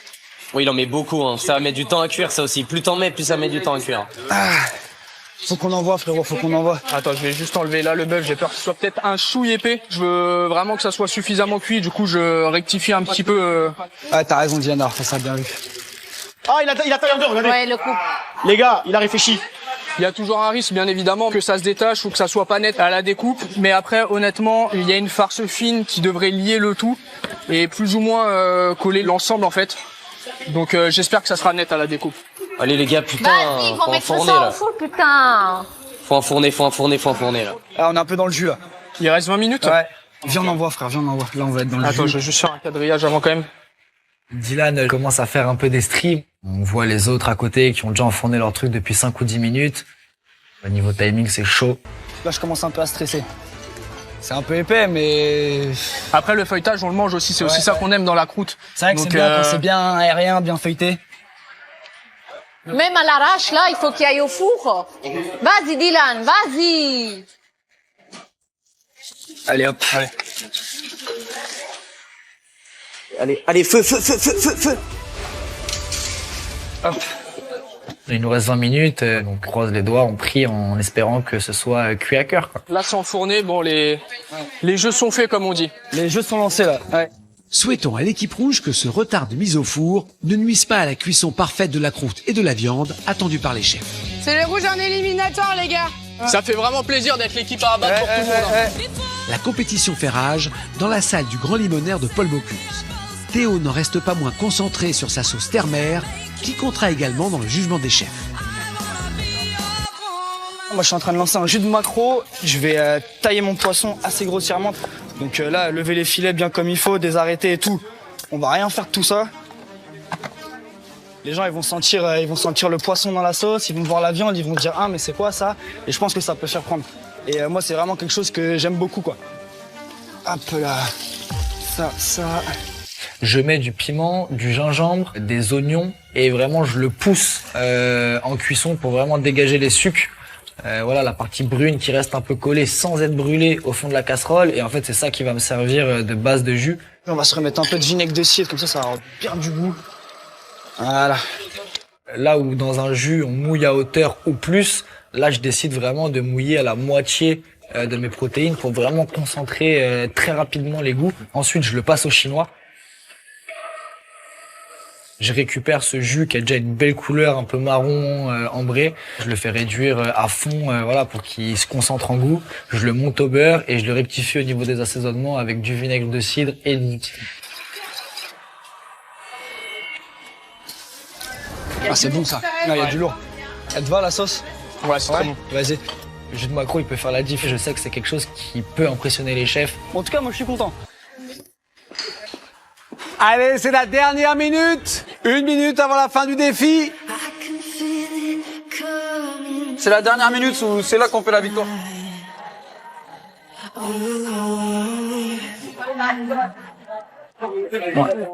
Franchement, c'est doré, c'est beau, ça a l'air crunchy et on espère que la lotte, elle est parfaitement cuite. La lotte crue, c'est immangeable. Ça se mange pas. Ça se mange pas du tout. Ça a l'air laser.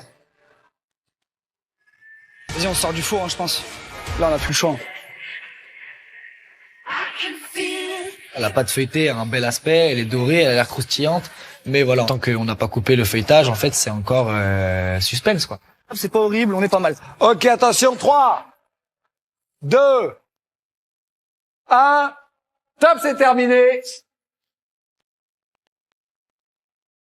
Ça va les gars? Bravo à tous les gars. Place à la dégustation tant redoutée, durant laquelle les candidats vont devoir défendre leur plat, justifier leur choix et savoir répondre aux interrogations des chefs. Et les premiers à se présenter devant le jury sont Louise et Mathéo.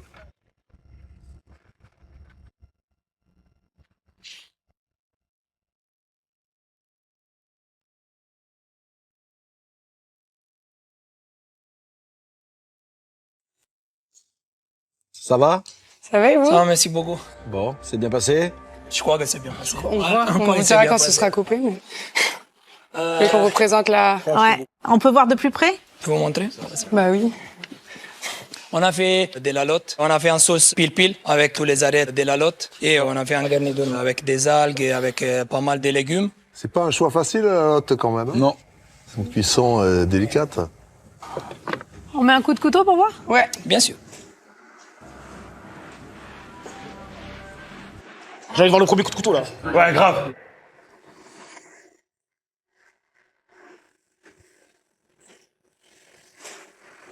En fait, tu peux pas savoir ce qui s'est passé dedans. Hein. Ouais, vraiment, c'est ça. De toute façon, tant que c'est pas ouvert. Ah, c'est chaud.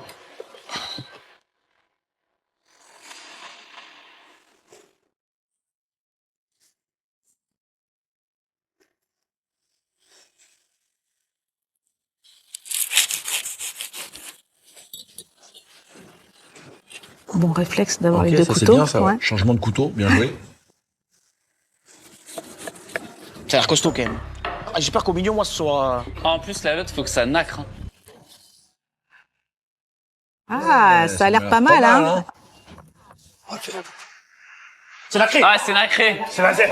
C'est laser. C'est laser. C'est laser. Bien joué. Ça marche. Franchement, je vois cette cuisson laser de la lotte. Je suis très soulagée. Ouais, donc mais- c'est 50% réussi. Mais il faut encore que la dégustation se passe bien. Donc c'est le stress, forcément.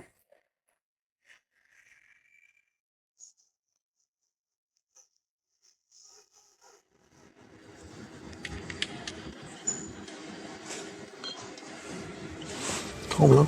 Ouais, tout le temps, moi. C'est un cata. Merci beaucoup. Merci. Merci.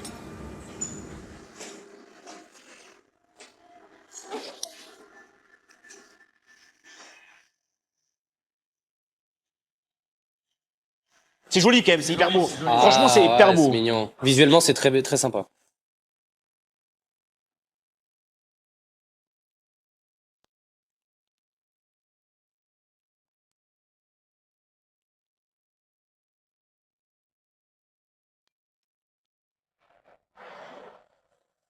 Je crois que t'as une cuisson Un de peu de lotte. ca- Pardon, vas-y. Non, non, vas-y. Non, mais j'allais dire comme toi, la cuisson de la lotte, elle est magnifique. Ouais, elle est top. Ah, il est cuit parfaitement. Hein. Merci beaucoup. Merci. J'aime bien le végétal, le côté végétal. Moi, dedans, j'aime c'est beaucoup très la bon. garniture aussi. Par contre, sur le chou, vous êtes presque en sous-cuisson. Hein. Parce qu'on voulait garder la côté un peu croustillant. Ouais, mais moi, vous voyez, ça me déplaît pas. Tout est très très bon, hein. Franchement. La garniture, moi, la cuisson, le côté croquant, je trouve que voilà, avec le fondant de la lotte, il y a un équilibre. Côté acidulé, très léger, c'est quand même très très fin. Christopher Coutonceau a l'air quand même de bien apprécier, hein. C'est important.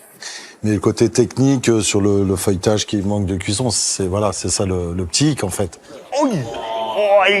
Et c'est vrai que vous avez fait une abaisse qui est un peu épaisse. qui est sacrément En fait, épaisse, quoi. bon, c'est notre faute, mais on n'avait pas assez de dents pour l'étaler. Arrête de te justifier. Non. Vous aviez pas assez de quoi? Il va se faire défoncer, il va se faire défoncer. Non, c'est pris notre trop faute. tard. On a trop d'âge, voilà. Franchement, c'est 2 coups de rouleau en plus. On parle Ouais, de 1 ouais. minute 30, hein. Bon, c'est un peu ma faute. Dis oui. Ah oui, dis oui, ok, vas-y, allez. C'était majeur quand même la façon d'étaler le feuilletage. C'était même la première chose peut-être à faire. Les chefs sont très exigeants sur le plan technique, c'est normal, hein. On est chez Paul Bocuse, il ne faut rien laisser passer. Une pâte plus fine aurait changé Ouais, le plat c'est ça, complètement. Avoir cette croustillance qu'on recherche sur le feuilletage, la gourmandise un petit peu. Le chef Couvin, il m'a appris à faire le loup en croûte à l'école de Paul Bocuse. Je lui sers une pâte feuilletée, pas cuite. C'est la honte. Bon, on a tout fini hein, quand même, hein, donc voilà. Ouais, ça, en tout cas, ça, c'est le plaisir d'un cuisinier. Et oui, les chefs ont beau critiquer un petit peu, ils ont quand même terminé leurs assiettes, hein. Ça compte. Merci et bravo Merci, en tout cas. Bravo. merci. Bogo. Merci. Petit plateau.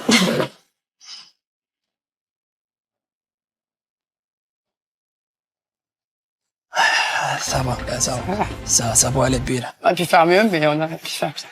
Je suis assez content, je te dis la vérité.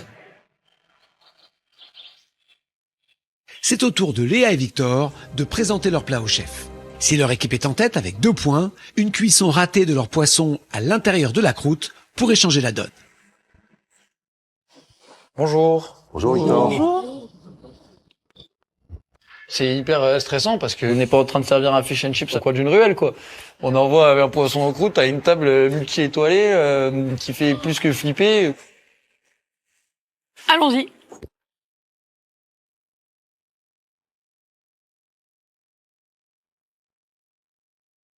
Allez, coup de couteau. Coup de couteau. Maintenant, forcément, le vrai juge de paix, c'est la découpe et la dégustation. La pression.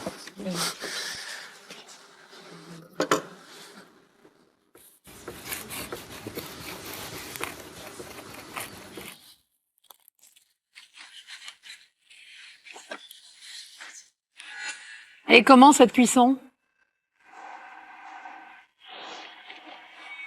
Cette cuisson, elle a l'air plutôt bien. Même le poisson, elle est bien cuit. Les tranches sont belles. Déjà, c'est un soulagement de dingue. Plutôt confiant. Et en même temps, un peu dans le doute. On est quand même face à des grands chefs. On croise les doigts pour la déguste. Merci.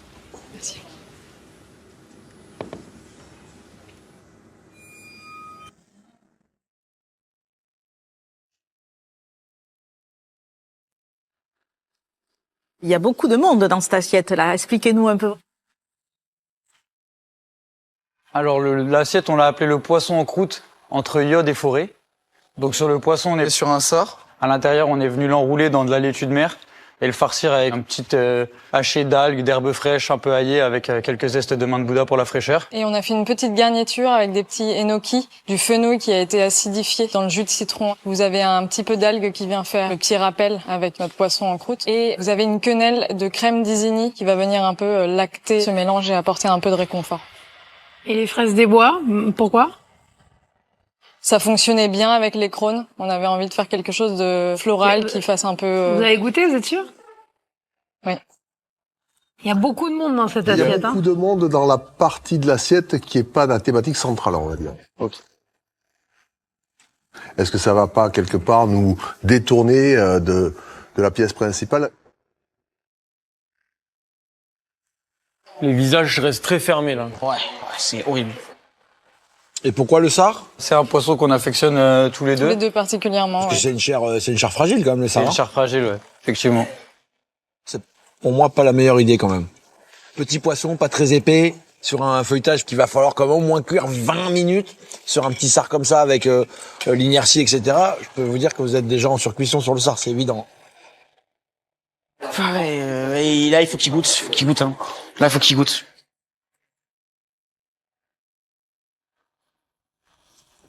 Mais non, la cuisson du poisson est bien. Ah, elle est bien. La cuisson est bien. La cuisson du poisson est bien. Ils ont la chance que le feuilletage garde cette humidité. Exact. C'est aussi pour ça qu'on a choisi de le rouler dans l'algue. C'était pour essayer de conserver l'humidité à l'intérieur du poisson plus que de la laisser s'évaporer dans la pâte. Ça, c'est très bien fait. L'algue dedans, elle a sa place complètement, c'est très bon. Ouais. Et je trouve que le petit condiment est pas mal. Par contre, la crème, moi, je comprends pas ce qu'elle vient faire là. Oh putain, c'est reparti. Un peu toutes les garnitures quand même, hein, globalement. Mais j'ai l'impression que je suis au self, que je passe avec mon plateau et que je prends plein de trucs comme ça pour remplir mon assiette. Là, on peut dire le trop est l'ennemi du bien. Il y a eu trop de choses et vous avez perdu votre produit au milieu de tout ça. C'est souvent le défaut des candidats de Top Chef au début du concours. Ils veulent trop en faire, mettre plein de préparations. Et ça, forcément, c'est toujours un peu compliqué à la dégustation. En fait, tout ce qui se passe à droite de l'assiette, honnêtement, ça, je comprends pas. Donc vraiment, si j'ai un conseil à vous donner pour l'avenir, arrêtez de vous perdre dans des trucs de créativité et d'association à tout prix, au risque de parfois passer à côté de la pièce principale et de l'essentiel, alors qu'il y avait des choses hyper intéressantes. La cuisson du poisson, elle est réussie. L'idée de l'algue tout autour, c'est vraiment pas mal. Donc c'est vraiment dommage que vous soyez perdus dans trop de choses comme ça qui desservent le plat, en fait. Ok, merci beaucoup. Merci beaucoup. Merci à vous. Merci à vous. Merci. Putain, j'ai chier.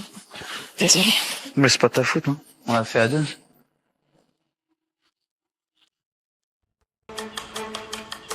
Dylan et Théo sont les derniers à présenter leur plat en croûte. Leur équipe étant pour l'instant à 0 au tableau des scores, ils ont besoin plus que les autres de points pour augmenter leurs chances d'échapper au défi éliminatoire. Tu es chaud, tu le coupes. Vas-y, si tu veux. Alors, vous nous montrez? Alors, c'est quoi déjà? Nous, on est parti sur du bœuf On a fait une croûte du coup avec du filet de bœuf, une farce fine de volaille, des morceaux de canard. Et après on est parti sur tous les légumes un petit peu de saison en ce moment, les girolles, les châtaignes.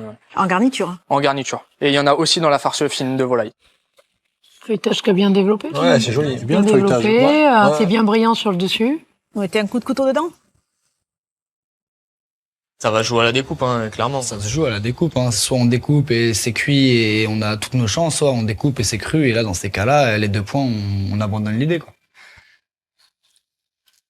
Voilà, là, c'est coupé, c'est cuit. Là, si c'est cuit, c'est la révolution, mais ça peut que ça soit cru.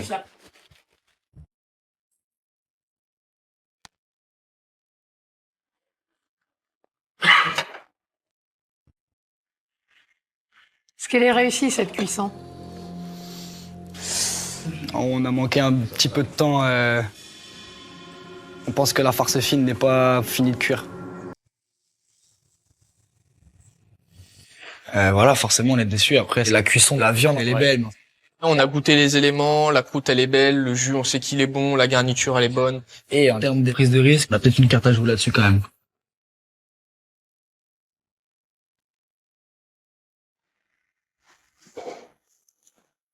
Merci. Vous l'aviez marqué, le bœuf, avant? Oui, on l'avait saisi au préalable. La farce qui est au milieu, c'est une farce qui demande de la cuisson ou c'est déjà une farce qui est pré-cuite Non, c'est une farce fine de volaille qui demande de la cuisson. Ouais. Ah ouais. En sachant que tu dois avoir un bœuf rouge, enfin saignant, en ayant une farce qui va cuire en plein milieu des deux. Techniquement, vous êtes rajouté un piège dans la conception. Hein. C'est cata, là. Et autour, c'est la farce fine qui est pas cuite ou non? C'est au milieu là. Elle est... Ah ben si, elle est pas cuite, hein, les gars. C'est cru, c'est cru, c'est cru, c'est cru, c'est cru, c'est cru. Ouais, j'étais sûre. Je pense que c'est la pâte feuilletée qui manque de cuisson parce qu'elle est épaisse. Je pense que c'est ça. Et Ça, farce. c'est sûr, mais ça, c'est un autre sujet. Combien de temps vous l'avez mis au four, vous avez dit? Il est resté 20 minutes. 20 minutes. Problème de cuisson, quoi. Ça, on peut pas vous, Ah non, on peut pas dire autrement. J'espère que mon jus sera bon.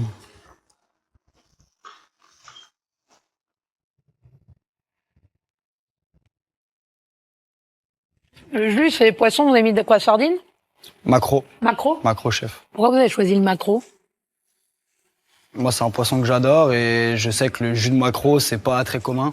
Enfin, on s'est dit que ça pouvait être intéressant. Ouais, c'est intéressant. Ouais, ça marche bien. Hein. Merci, chef. Moi, j'aime bien le goût. Ah, le goût est bon, moi j'aime beaucoup. Hein. Bœuf, champignons, macro, ça marche très bien. On y revient, c'est super gourmand. Ouais, moi j'aime bien. On n'a pas maîtrisé la technique. Par contre, ils finissent quasiment toute l'assiette. Ah, en vrai, il mange. En vrai, il mange, hein. Toutes les idées sont bonnes, hein, l'alliance des goûts. Côté sous-bois, le maquereau avec le bœuf, franchement, très bravo, hein, bonne idée. Fallait y penser, mais oui, comme manque de maîtrise sur la farce, la cuisson du feuilletage qui est trop épais pour que ça soit évidemment croustillant. C'est dommage parce que l'idée, ça aurait pu faire un grand plat, ouais, vraiment. Je suis dégoûté. Merci, messieurs. Merci beaucoup. Merci à vous. Merci à vous. Ah, j'ai trop le seum. Ils nous ont fait que des compliments, juste c'est le temps de cuisson, gros. Ah, je suis dégoûté, frère. Je suis dégoûté. 5 minutes, il nous manquait 5 minutes, notre recette était parfaite, gros. Venez les gars, venez. L'équipe rouge n'a pour l'instant pas marqué de points. Cela veut dire que s'ils sont de nouveau derniers sur cette épreuve, ils iront en défi éliminatoire. Que vont décider les chefs? Nous attribuons 2 points à l'équipe de Mathéo et Louise.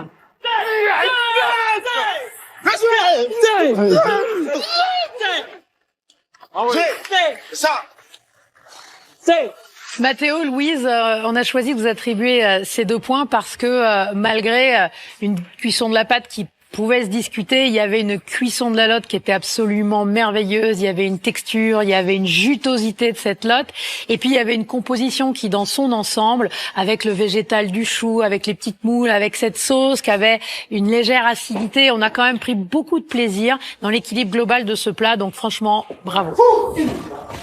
C'est bien, Mathieu. Ça veut dire qu'avec 3 points, Mathéo, Louise, Aboubacar et Lucas sont qualifiés pour la semaine prochaine. Bravo les gars, bravo. Vas-y les gars. Je vais demander à Paul Perret de nous dire quel binôme a terminé 2e de cette épreuve. Alors, le binôme qui termine 2e et à qui nous attribuons 1 point est le binôme de Léa et Victor. Ouais! Oui les gars, égalité les gars, c'est bon. La prière. Égalité les gars, vous êtes pas loin devant, je vous l'ai dit moi. Alors Léa et Victor, on a décidé de vous attribuer un point parce que je dirais que malgré les défauts de cette assiette, il y avait la base d'une vraie recette gourmande intéressante sur la mer avec ses algues, avec le sar. Et donc on a considéré que c'était un plat qui avait quelque chose à dire. Avec 3 points, vous êtes vous aussi qualifiés pour la suite du concours. Viviana, Antoine, Théo, Dylan, pour vous, le marathon culinaire continue. Votre objectif est de réaliser un dessert gastronomique autour de la pomme. À l'issue de ce défi, l'un d'entre vous sera éliminé. 3, 2, 1, allez-y. Allez les gars, allez les gars, allez les gars.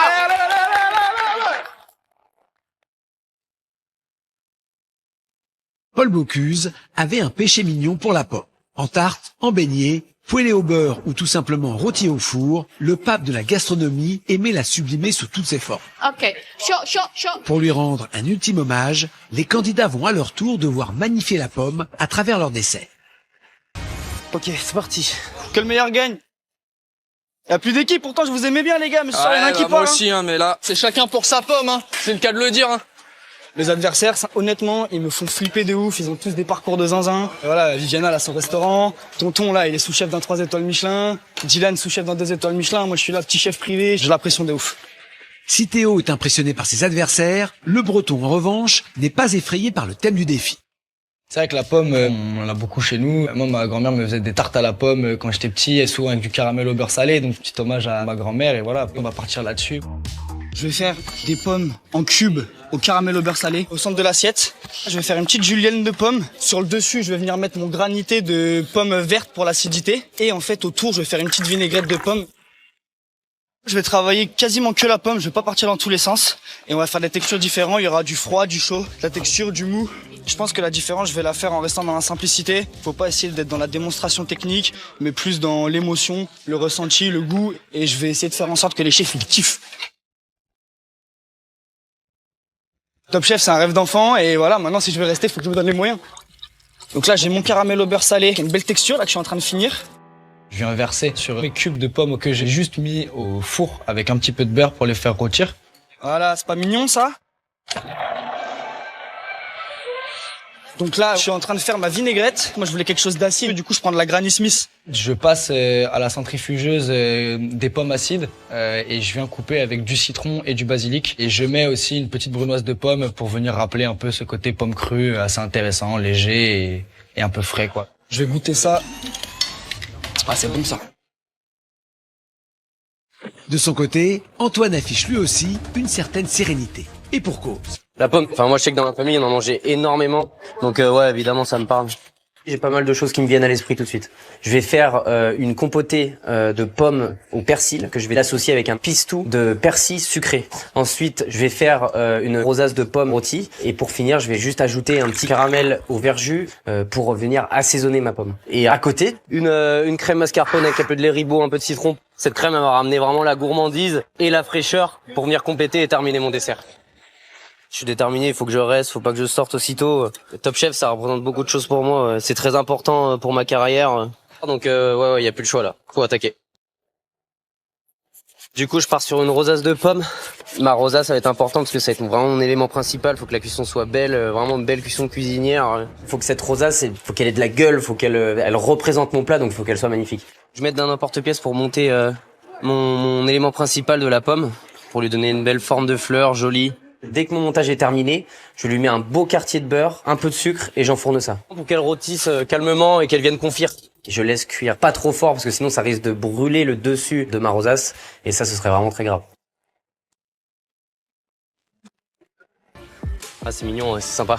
Ma rosace elle est belle, elle est bien compotée, ça me plaît. C'est très bien. Très bien, tonton t'es chaud. Je suis bouillant mec, je suis bouillant. Fidèle à lui-même, Antoine mise tout sur son audace et sa créativité pour sauver sa place dans le concours. Là, j'ai préparé un petit pistou d'herbe, du sucre, un peu d'huile de tournesol, du persil. Ça va ramener pas mal de fraîcheur. J'aime travailler les aromates avec les fruits, ce que je fais souvent au restaurant et là, vraiment, je m'inspire de ça. Là.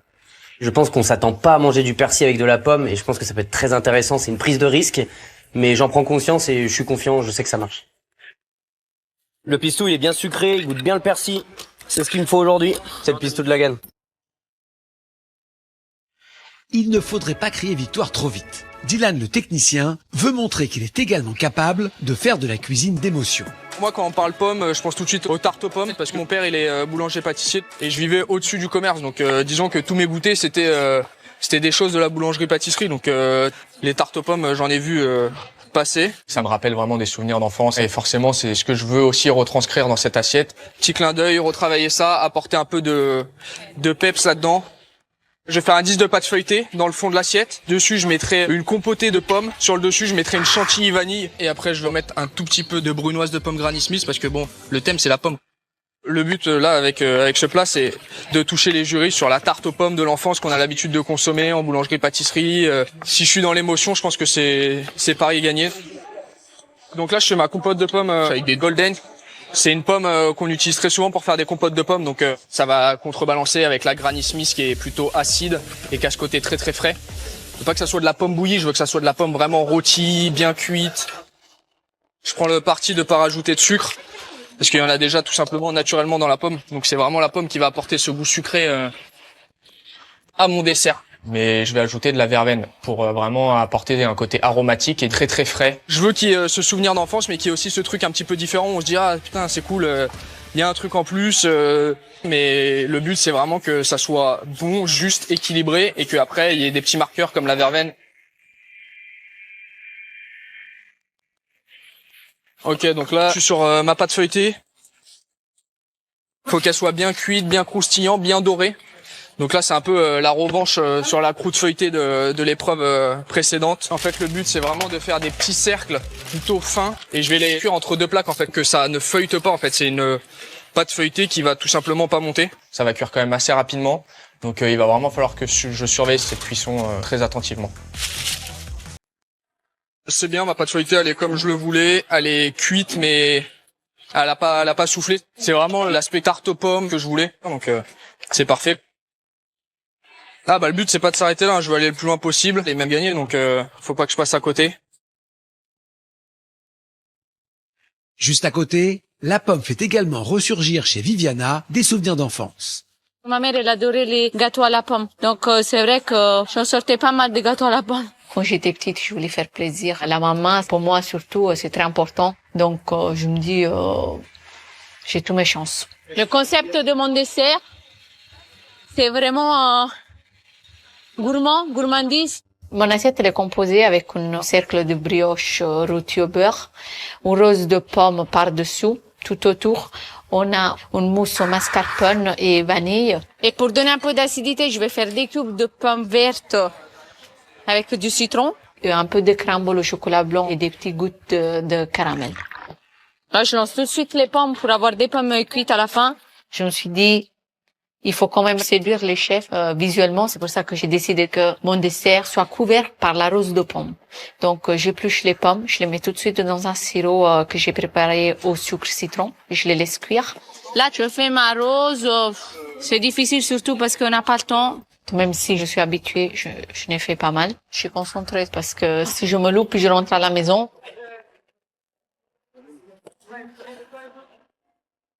Je suis trop fort. C'est très joli, je trouve, c'est très classe. Pour apporter de la gourmandise à ces rosaces de pommes, la chef italienne a misé sur une préparation typique de son pays natal. Je suis en train de faire aussi une mousse au mascarpone. Dans la crème mascarpone, il y a de la crème, du mascarpone, de la vanille et du sucre.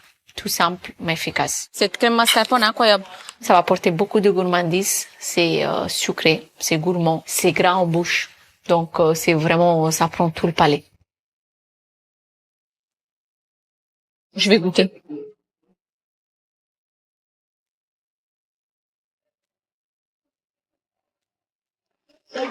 J'ai gagné. 1 minute avant la fin du défi. Ok, allez. Je kiffe mon assiette, c'est joli. J'espère juste que les autres, ils font moins bien que moi. 3, 2, 1. Stop, c'est terminé. Putain, la vache.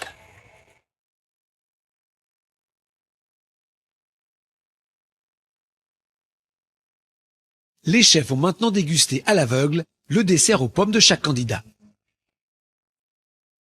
À l'issue de cette dégustation, l'un des 4 anciens foulards rouges devra quitter le concours Top Chef. Le moment est fatidique. Viviana est la première candidate à assister à la dégustation des chefs. Hop, on y va, c'est parti.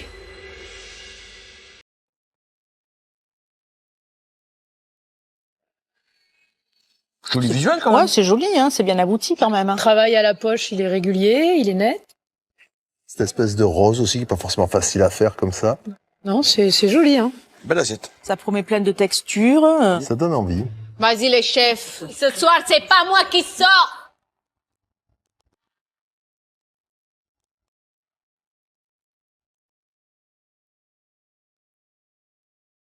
On a la pomme sous 2 textures, crue et puis sans doute pochée dans un petit sirop, mais pas trop sucré.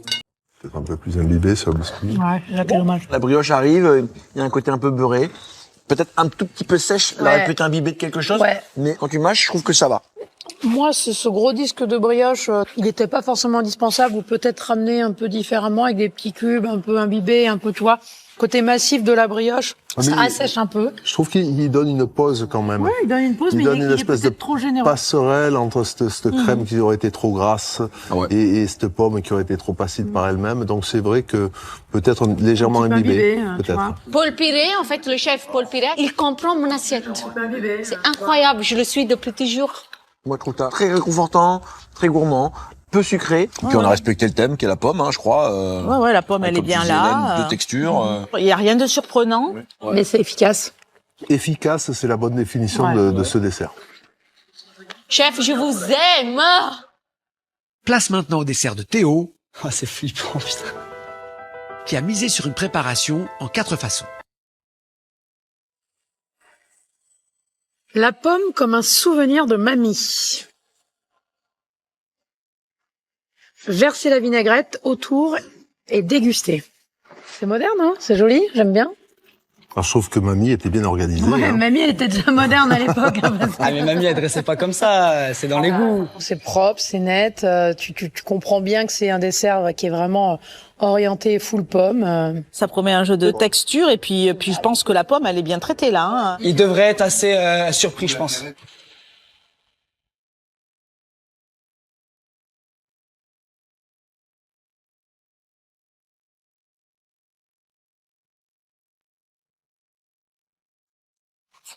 Ouais, en fait, la pomme est pas du tout rôtie. Hein. Un petit peu rôtie. Elle est coupée en dés, mais elle est pas rôtie, hein, je pense pas. Si, un peu. Léger parce que il y a une petite chaleur dessus. Elle a été pochée. Pochée plutôt que rôtie. Hein. Ouais, pochée. Ouais. La chef d'arrose, elle a pas l'air emballée. Je trouve que sur la pomme, il manque un peu de fond dedans. Ça manque de nerfs aussi. Oui. C'est-à-dire que j'aurais aimé un petit coup d'acidité. Exactement. Je suis d'accord avec toi. Parce que, tu vois, quand tu promets vinaigrette, c'est marqué vinaigrette autour à déguster. Il n'y a pas de vinaigre, hein. Bah, il n'y a pas de vinaigre, il n'y a pas d'acidité. C'est un jus, une soupe qui est bonne, hein, ma foi. Mais... J'ai mis du citron et du basilic, chef, pour venir contrebalancer le caramel au beurre salé qui est sucré, quoi. J'aurais peut-être pas dû appeler ça une vinaigrette. T'as un petit caramel quand même qui amène de temps en temps ce petit twist. Mais globalement, les acidités, tout le monde dit qu'il faut mettre des acidités, mais au bout d'un moment, à chaque fois que tu manges un plat, le premier truc que t'as en bouche, c'est l'acidité. Ouais, moi, je sais pas, là, il y a une belle acidité. Moi, j'aime bien aussi. Le chef Glenville, il aime bien. Il y a une bonne intention de dire, je centre vraiment pour le coup mon assiette sur le sujet qui est la pomme. Et je fais un tout pomme. Tu l'appelles Rihanna. Rihanna. Pam, pam, pam, pam, pam, pam. Je suis peut-être allé un peu trop sur la pomme et il manquait un élément pour que le dessert soit vraiment gourmand, quoi. Je croise les doigts. C'est au tour du dessert d'Antoine, aux saveurs audacieuses, d'être servi par les chefs. Oh, très très stressé, c'est un enfer. Alors, l'intitulé de cette assiette, pomme rôtie, persil. Ça, déjà, l'appellation, tu vois, pomme persil, voilà. Ouais, là, il y a un parti pris, là, ça intrigue. Le visuel est très joli. Hein. Moi, j'aime beaucoup. Hein. Ouais, en plus, il y a un truc sympa, c'est sur la cuisson. Tu auras du croquant, du sucré, du croustillant, du acide. Voilà. C'est la cuisson qui va amener la texture de ce plat, quoi. Ouais. Ouais, ils ont compris vraiment le concept de la cuisson. C'est cool, c'est cool.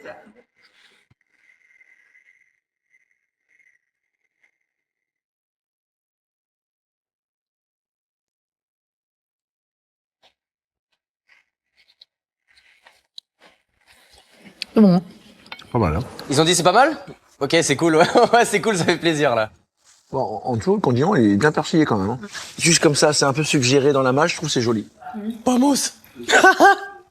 Bah, le persil aurait pu prendre une place un peu plus... Tu trouves? Moi, ça suffit pour moi. Ah, chef Paul Perret, il est un peu... Le fait de le nommer dans le nom me fait dire que ça aurait pu prendre une place un tout petit peu plus prenante. Ah ouais, tu l'as pas tant que ça, toi? Ouais, pas tant que ça. Moi, je l'ai plein, je l'ai encore dans Je la suis bouche, moi. d'accord avec Paul. Comme l'association marche bien, j'aurais presque voulu l'avoir un tout petit peu plus marqué. Normalement, il y a un gros pistou persil, ça pue le persil, normalement, mais... Il me manque un peu d'assaisonnement. Bah, moi, je pense qu'il manque un tout petit grain de sel. Ouais, c'est vrai, petite fleur de sel, ça peut faire la différence. Hein. C'est le côté cuisinier que j'ai oublié de ramener encore. La pomme. L'intérêt de la faire comme ça, un petit peu en rosace, c'est pas juste un effet esthétique. Un peu plus confit sur l'extérieur, avec un peu d'acidité, même d'amertume, avec presque le brûlé légèrement, là. C'est bien fait, hein. Ah ouais. Ça, c'est bien fait, c'est bien, ça. Ça, c'est bien, je prends tout. Moi, j'aime bien ce dessert. Hein. Il manque pas grand-chose pour le coup de cœur. Pour que ce soit dingue. Ah, punaise. Tout peut se jouer à un détail près, hein. Donc, Dylan est le dernier à se présenter dans la salle de visionnage. Le fils de boulanger compte bien marquer les esprits avec sa revisite d'un grand classique, la tarte aux pommes. Souvenir d'enfance. C'est très malin d'avoir cette crème blanche comme ça sur un fond noir. Ouais. À tel point, je pense que les petites bruneuses, il aurait peut-être fallu les glisser en dessous. Pour laisser quelque chose de plus pur. Ouais. En tous les cas, c'est un dessert où il va falloir aller découvrir ce qui se passe sous cette crème, quoi. J'espère qu'ils vont tomber un peu sur le petit twist, peut-être de la verveine, qui vont capter le petit plus. Ah, déjà, ça croustille bien. C'est intéressant déjà au bruit. Ça croustille, bon, ça c'est un bon point déjà, c'est ce que je voulais. Pas mal, hein. Ouais. En une seule cuillère, d'un seul coup, t'as tout. C'est presque une pâtisserie de boutique. Ouais, t'as raison. C'est une pâtisserie, bah pour moi qui suis un cuisinier, ça c'est plutôt un compliment. Il y a un équilibre sur le sucre, qui est plutôt bien mené. Il y a plein de textures. Ouais, c'est très gourmand, très réconfortant. Très réconfortant, parfait. J'ai une petite note de verveine, non? Ouais. Oh, la verveine, elle l'a tilté. Non, la verveine est rafraîchie, mais elle fait du bien. Ah oui, moi je l'ai pas, moi. Ah. Bon. On est dans la simplicité, quoi. Hein. C'est vrai qu'on n'est pas dans la grande originalité. Il n'y a pas grosse prise de risque. C'est vrai qu'on aurait pu peut-être lui donner un petit peu plus de caractère, un petit peu de... Avec la crème au moins, déjà. Pour avoir un peu de... Un petit caramel. Deux, trois petits trucs qui auraient pu rajouter un tout petit peu plus de profondeur dans le dessert. Ça va pas être facile. Non, ça va pas être facile, non. C'est maintenant l'heure du verdict. Qui de Viviana, Dylan, Théo ou Antoine quittera la compétition ce soir? Les chefs ont dégusté vos assiettes à l'aveugle et ont établi un classement. Quelle assiette termine en première position, une position qualificative? Alors l'assiette qui a retenu notre attention, c'est une assiette avec un peu plus d'interprétation, plus de personnalité. Et donc cette assiette est pomme persil. Voilà. C'est Antoine qui a réalisé cette assiette. Merci et qui beaucoup. se qualifie par la grande porte, Antoine. Ouais, c'est bon, c'est fait. C'est un dessert quand même qu'on a vraiment tous à l'unanimité apprécié. Il y avait une prise de risque, il y avait quand même de la personnalité. Je pense que c'était un peu moins convenu, moins conventionnel dans cette assiette-là. Merci beaucoup. Quelle assiette arrive en deuxième position? Assiette qui se place en deuxième position, qui a fait un petit peu débat d'ailleurs, et... Le cœur, il va sortir. Souvenir d'enfance. C'est Dylan qui est deuxième, Dylan qualifié. Et ce qui a joué en ta faveur, c'est presque de faire quelque chose de très attendu, mais de bien le faire en un laps de temps qui était très court, ce qui montre un peu ta technicité. C'est ce qu'on a apprécié. Bravo Dylan. Merci. Tout va se jouer entre Viviana et Théo. Alors, quels candidats les chefs vont-ils éliminer du concours? Très difficile pour nous de faire ce choix parce que des atouts dans chaque assiette et puis des petits bémols. Donc il a fallu trancher. Et donc, l'assiette que nous avons décidé de ne pas retenir, c'est la pomme comme un souvenir de mamie. C'est Théo. C'est le jeu, hein, c'est le concours, c'est comme ça. Les autres ont été meilleurs que moi. Voilà. Il nous a manqué un petit liant dans cette assiette. Il nous a manqué un tout petit peu de gourmandise, un tout petit peu d'assaisonnement, parce que franchement, l'intention, elle était super. Et même visuellement, vraiment, c'était beau, quoi. C'était graphique, c'était moderne. Mais en dégustation, le soufflet est un petit peu retombé. Il nous a manqué d'un truc pour faire basculer. C'est évidemment frustrant, mais bon, si je pars, c'est que les autres ont été meilleurs que moi, et donc c'est le jeu, c'est le concours. Hein. Voilà, je vais aller m'entraîner, je retourne en Bretagne, puis j'essaierai de continuer sur cette lancée-là, même s'il n'y a plus les chefs pour voilà, me donner des bons conseils ou me mettre des taquets, bah, je me les mettrai tout seul. Merci Théo de ce passage en Top Chef. Je vais vous laisser quitter les cuisines de Paul Bocuse. Bravo à vous. Merci. Bon match. C'est vraiment triste. Et pour les autres, bien sûr, on se retrouve la semaine prochaine.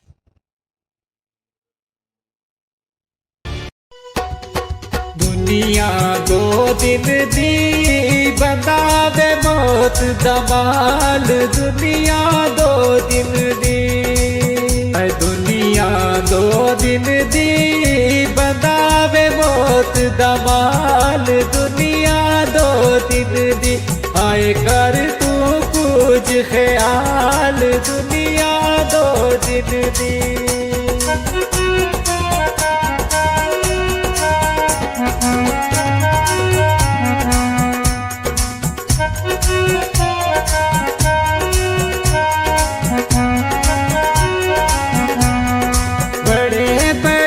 सुल्तान भी आए बड़े बड़े सुल्तान भी आए ओढ़क जा बिच खाक समाए ओढ़क जा बिच खाक समाए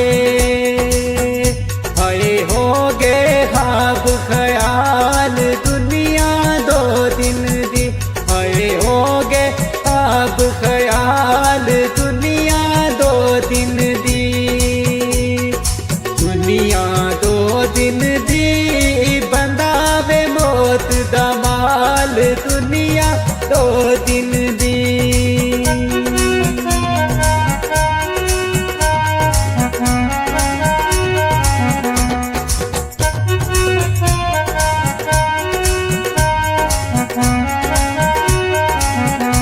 ऊंचे लम्हे महल बना दे ऊंचे लम्हे महल बना दे दगा फरेब ते जुल्म कमा दे दगा फरेब ते जुल्म कमा दे हाय कुछ नहीं खड़दे नाल दुनिया दो दिन दी हाय कुछ नहीं खड़दे नाल दुनिया दो दिन दी ओ दुनिया दो दिन दी बंदा दे मौत दा माल दुनिया दो दिन दी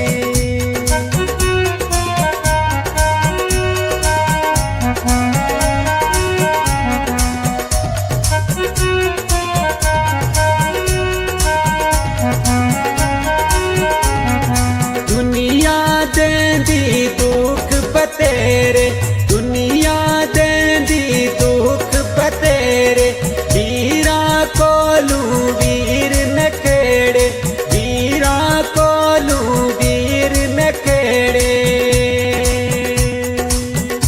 आए मावा तू बिछड़े लाल दुनिया दो दिन दी आए मावा तू बिछड़े लाल दुनिया दो दिन दी वो दुनिया दो दिन दी बंदा वे मौत दा माल दुनिया दो दिन दी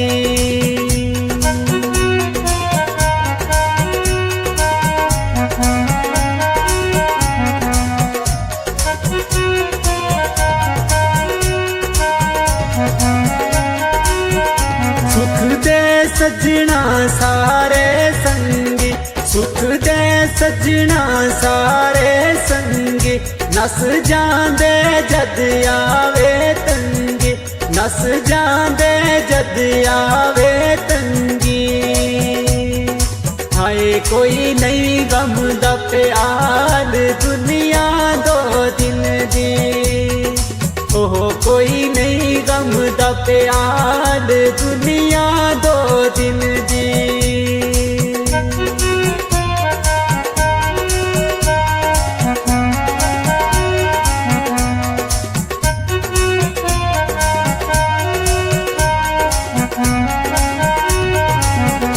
हंसना रोना गम लाचारी हंसना रोना गम लाचारी आज मेरी कल तेरी बारी आज मेरी कल तेरी बारी हाय कंजरी दीनी मिसाल दुनिया दो दिन दी हाय कर तू कुछ ख्याल दुनिया दो दिन दी ओ दुनिया दो दिन दी बंदा बे मौत दा माल दुनिया दो दिन दी ओह कर तू कुछ ख्याल दुनिया दो दिन दी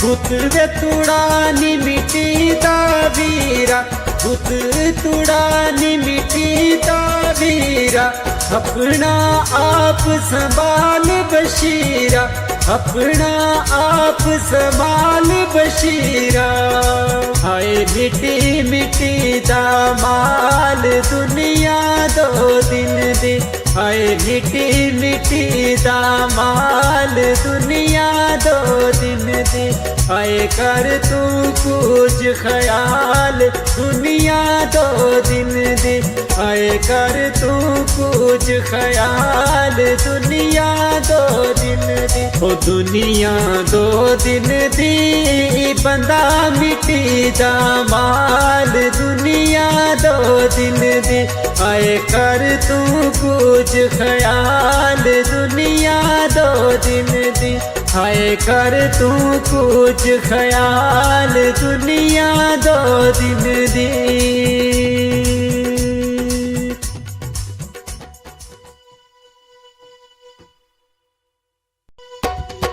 दुनिया दो दिन दी बंदा बे मौत दा माल दुनिया दो दिन दी दुनिया दो दिन दी बंदा बे मौत दा माल दुनिया दो दिन दी हाय कर तू कुछ ख्याल दुनिया दो दिन दी